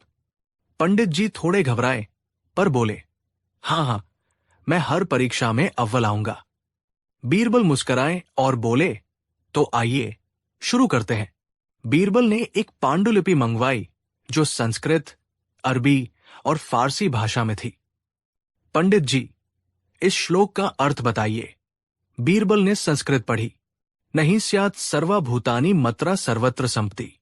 पंडित जी आंखें बंद करके बोले, इसका अर्थ है, अगर मटर सस्ती मिले तो सब्जी में डाल दो, नहीं तो खिचड़ी में मिलाओ। पूरा दरबार हंसी से लोटपोट हो गया। अकबर भी अपनी मुस्कान छिपा न सके। बीरबल बोले, पंडित जी, लगता है आपकी व्याख्या बहुत आधुनिक है। अब बीरबल ने फारसी पंक्ति सुनाई। पंडित जी ने उसका अर्थ बताया। इसका मतलब है, अगर अमीर आदमी छींक दे तो भी ताली बजाओ, क्योंकि छींक में भी बरकत है। बीरबल ने कहा, वाह पंडित जी, आपने भाषा में नया दर्शन ला दिया है। अब बीरबल ने 5 दरबारियों को बुलाया और हर एक के सिर पर एक बिल्ला चिपका दिया। उनमें से एक के बिल्ले पर लिखा था, मैं मूर्ख हूं। बीरबल ने पंडित से पूछा, पंडित जी, बिना किसी से कुछ पूछे ये बताइए कि इन 5 में से मूर्ख कौन है? पंडित जी चारों ओर देखने लगे, फिर बोले, मूर्ख वो है जो इतना बड़ा आदमी होते हुए भी इस तरह की परीक्षा में हिस्सा ले रहा है। दरबार एक बार फिर हंसी से गूंज गया। बीरबल बोले, तो आप कह रहे हैं कि जो परीक्षा में शामिल हो वो मूर्ख है? पंडित बोले, जी हां। बीरबल मुस्कुराए, तो फिर तो आप खुद ही मूर्ख सिद्ध हो गए, क्योंकि आप भी परीक्षा में हैं। सबकी हंसी बंद नहीं हो रही थी। पंडित जी शर्म से नीचे देखने लगे। अब बीरबल बोले, अंतिम चरण में आपको अपनी विद्वता का प्रमाण देना होगा। आपको ऐसी कोई बात कहनी होगी जिससे लगे कि आप सच में विद्वान हैं। पंडित जी थोड़ी देर चुप रहे, फिर बोले, अगर पानी को निचोड़ा जाए तो क्या निकलेगा? बीरबल बोले, पानी। पंडित बोले, गलत। निकलेगा पानी की आत्मा। पूरे दरबार में शांति छा गई। फिर जोरदार ठहाका गूंजा। बीरबल बोले, वाह पंडित जी, ऐसी बातें तो केवल वही कर सकता है जिसने न पानी पिया हो न समझा हो। अकबर बोले, बीरबल, लगता है ये व्यक्ति मूर्ख है, लेकिन इसे इतनी आत्मविश्वास से बोलते देख मुझे लगता है इसने मूर्खता की भी विद्वता हासिल कर ली है। बीरबल झुककर बोले, जहां पनाह, अगर आप आज्ञा दें तो मैं इसे मूर्ख शिरोमणि की उपाधि दूं। पंडित चौंके, मूर्ख शिरोमणि? बीरबल बोले, जी हां, आप विद्वान बनने का अभिनय कर रहे थे, लेकिन आपकी हर बात से साबित हुआ कि आप मूर्ख हैं, और बहुत अच्छे अभिनेता भी। पंडित अब झेम गया। बीरबल ने उसका कंधा पकड़ा और दरबार के सामने कहा, महाराज, ये व्यक्ति कोई साधारण मूर्ख नहीं, बल्कि मोहल्ले के एक लड्डू बनाने वाले के यहां काम करता है। एक बार इसने मुझसे कहा था कि वो इतना मजेदार अभिनय कर सकता है कि दरबार तक में विद्वान बन जाए। मैंने इसे चुनौती दी और आज ये यहां आ गया। अकबर मुस्कुराए, तो ये सब बीरबल का खेल था? बीरबल बोले, महाराज, मैं दरबार में ये दिखाना चाहता था कि सिर्फ किताब लेकर, ऊंचे नाम रखकर कोई विद्वान नहीं बनता। असली विद्वान वो होता है जो ज्ञान के साथ विनम्र हो। अकबर खुश हुए। बीरबल, तुमने फिर एक बार साबित किया कि तुम बुद्धि के सबसे बड़े रत्न हो। तुम्हारी ये योजना बहुत शिक्षाप्रद थी। पंडित झेमकर बोला, महाराज, मैं माफी चाहता हूं, मुझे अपने अभिनय पर घमंड हो गया था। अकबर ने कहा, तुम्हारा अभिनय अच्छा था, लेकिन अब से तुम बीरबल की सेवा में रहो, ताकि मूर्खता का अभिनय नहीं, समझदारी सीख सको। इस घटना के बाद उस दिन का दरबार इतिहास में दर्ज हो गया। हर बार जब कोई नया विद्वान आता, बीरबल उसे याद दिलाते, कहीं तुम गुणगानाचार्य दिमागफाड़ शास्त्री तो नहीं? दरबार हंसी से भर उठता। सीख, केवल बड़े नाम, ऊंची बातें या भाषा का दिखावा किसी को विद्वान नहीं बनाता। सच्चा ज्ञान वही होता है जो व्यवहार, नम्रता और समझदारी में झलकता है। और हां, मूर्खता की भी एक सीमा होती है, पर जब वो अभिनय बन जाए तो बीरबल उसे भी खेल बना देते हैं। कहानी 8। शहर में सुबह की रौनक फैल चुकी थी। चारों ओर हलचल थी। दिल्ली की गलियों में व्यापारी अपने कारोबार में लगे थे और लोग अपने अपने कामों के लिए घरों से निकल चुके थे। लाल किले के ऊंचे बुर्जों पर सूरज की किरणें पड़ रही थी और मुगल दरबार की शाही सभा का समय हो चुका था। बादशाह अकबर अपने सिंहासन पर बैठ चुके थे और दरबारियों की कतार सज चुकी थी। बीरबल भी दरबार में हाजिर थे। आज का दरबार कुछ ज्यादा ही गंभीर था। एक दूरस्थ राज्य से खबर आई थी कि वहां का सूबेदार, जिसे बादशाह ने अपने विशेष विश्वास के साथ नियुक्त किया था, लगातार कर वसूली में बेईमानी कर रहा था। उस राज्य के कुछ नागरिक चुपके से दिल्ली पहुंचे थे और उन्होंने एक गुप्त पत्र बीरबल को दिया था, जिसमें सूबेदार की हरकतों का पूरा लेखा जोखा था। बीरबल ने ये पत्र पढ़ा और चुपचाप बादशाह के सामने पेश किया। जहां पनाह, बीरबल ने विनम्रता से कहा, आपके राज्य में न्याय सबसे बड़ा आधार है, पर यदि कोई आपके नाम का इस्तेमाल करके जनता को लूटे तो ये आपकी प्रतिष्ठा को ठेस पहुंचा सकता है। अकबर की भौहें तंग गई। बीरबल, क्या तुम्हें पक्का यकीन है कि ये बातें सच है? हमारा वो सूबेदार बहुत पुराने समय से सेवक है। हुजूर, बीरबल बोले, मैं आंखों देखा हाल तो नहीं कह सकता, लेकिन इस पत्र में जो विवरण है वे सत्य ही नहीं है। मैं आपसे विनती करता हूं कि मुझे उस राज्य में भेजा जाए गुप्त रूप से, ताकि मैं वहां की स्थिति का सही निरीक्षण कर सकूं। अकबर कुछ देर चुप रहे, फिर बोले, ठीक है बीरबल, तुम जाओ, लेकिन याद रखना, सूबेदार को भनक न लगे कि बादशाह की तरफ से कोई निरीक्षण करने आया है। बीरबल ने दरबारी वेश छोड़ एक सामान्य बुजुर्ग व्यापारी का रूप धारण किया। उन्होंने अपनी पहचान छिपाकर केवल 2 सेवकों के साथ वो लंबा सफर तय किया और कुछ ही दिनों में उस राज्य में पहुंच गए।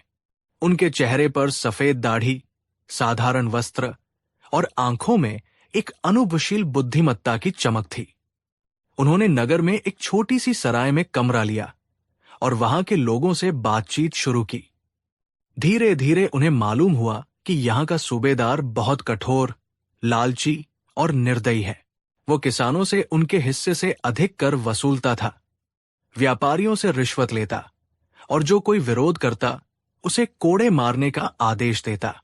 एक रात बीरबल ने सराय में बैठे एक बूढ़े किसान से पूछा, बाबा, क्या तुम सूबेदार से संतुष्ट हो? किसान हंसा नहीं, रोया भी नहीं। उसने खाली आंखों से देखा और बोला, साहब, संतुष्ट? यहां हम लोगों का तो जीना ही दूभर हो गया है। कोई शिकायत क्यों नहीं करता? बीरबल ने पूछा। कर चुके हैं। एक व्यापारी ने शिकायत करने की कोशिश की थी। उसका सामान जब्त कर लिया गया, उसकी बेटी को अपमानित किया गया और अंततः उस बेचारे ने आत्महत्या कर ली। बीरबल के चेहरे पर क्रोध की एक परत उतर आई, लेकिन उसने संयम रखा। अगले कुछ दिनों तक बीरबल ने कई नागरिकों से बात की, व्यापारियों, किसानों, दस्तकारों से, और सभी की एक ही कहानी थी। अब बीरबल ने योजना बनाई। उन्होंने खुद को एक अमीर व्यापारी के रूप में प्रस्तुत किया। नाम रखा शेख गनी। उन्होंने एक अफवाह फैलवाई कि एक धनी व्यापारी दिल्ली से आया है जो यहां सोने की खान शुरू करना चाहता है और उसके पास अकबर के नाम की मुहर भी है। जैसे ही ये खबर सूबेदार तक पहुंची, वो खुद अपने सजे हुए हाथियों और सैनिकों के साथ शेख गनी से मिलने आया। सलाम हुजूर, आप जैसे महान व्यापारी का हमारे राज्य में स्वागत है, सूबेदार ने झुककर कहा। बीरबल ने नकली मुस्कान देते हुए कहा, हुजूर, मुझे यहां एक खान खोलनी है। अकबर बादशाह से मेरी निकटता है, पर मैं चाहता हूं कि आपके साथ भी मेल मिलाप हो। मैंने सुना है आप इस इलाके के राजा जैसे हैं। सूबेदार के चेहरे पर घमंड का रंग दौड़ गया। उसने कहा, जहां पनाह तो बहुत बड़े हैं, लेकिन यहां मेरा ही हुक्म चलता है। बीरबल ने जरा चौंकने का अभिनय किया, तो क्या मैं आपकी सहायता से खान खोल सकता हूं?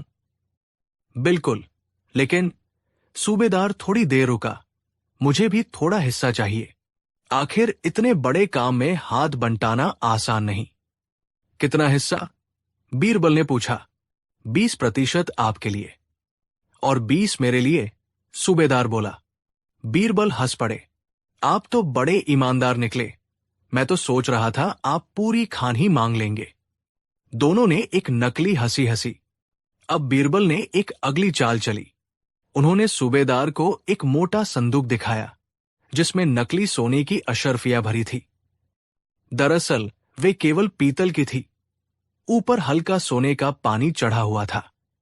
बीरबल ने कहा, यह दिल्ली से लाया गया निवेश है। इसमें से आधा आप ले लीजिए, बाकी से मैं काम शुरू करूंगा। सूबेदार की आंखें चमक गई।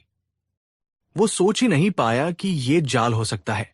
बीरबल ने उसे संदूक सौंप दिया और कहा, मेरे पास एक और संदूक है, वो कल दूंगा, लेकिन बदले में मुझे आपका समर्थन चाहिए। सूबेदार ने स्वीकृति दी और अपने सैनिकों से कहा कि शेख गनी को पूरे नगर में स्वतंत्रता दी जाए। रात को बीरबल चुपचाप नगर से निकले और कुछ ही दिनों में दिल्ली लौट आए। दिल्ली में दरबार लगा था। अकबर ने पूछा, बीरबल, क्या देख कर आए तुम? बीरबल ने कहा, हुजूर, मुझे उस राज्य का एक गरीब नागरिक समझिए जो आपको सच्चाई बताने आया है। और फिर उन्होंने पूरी कहानी सुनाई, गवाहों, बयानों और सूबेदार की बातचीत के प्रमाण सहित। उन्होंने सूबेदार को दिया हुआ संदूक भी दरबार में प्रस्तुत किया और कहा, जहांपनाह, ये उस लालच का प्रतीक है जिसने एक सूबेदार को अंधा कर दिया। उसने बादशाह के नाम पर जनता को लूटा और दिल्ली से आए व्यापारी को भी रिश्वत के बिना व्यापार की अनुमति नहीं दी। अकबर क्रोधित हो उठे। उन्होंने तत्काल उस सूबेदार को दरबार में तलब किया। जब वो आया तो बीरबल ने अपनी नकली दाढ़ी उतार दी। सूबेदार के पैरों तले जमीन खिसक गई। शेख गनी, बीरबल? हां, बीरबल बोले, और अब तुम्हारा असली चेहरा सबके सामने है। अकबर ने बिना एक पल गवाए सूबेदार को पद से हटाने, उसकी संपत्ति जब्त करने और उसे न्यायिक दंड देने का आदेश दिया। बादशाह अकबर ने कहा, बीरबल, तुमने फिर सिद्ध कर दिया कि चतुराई, धैर्य और न्याय तीनों मिल जाए तो कोई भी छल छिपा नहीं रह सकता। बीरबल मुस्कुराए और बोले, जहांपनाह, बेईमान चाहे कितना भी ताकतवर क्यों न हो, सच के सामने टिक नहीं सकता। दरबार में तालियों की गूंज उठी और एक बार फिर बीरबल की चतुराई ने बादशाह का सिर गर्व से ऊंचा कर दिया।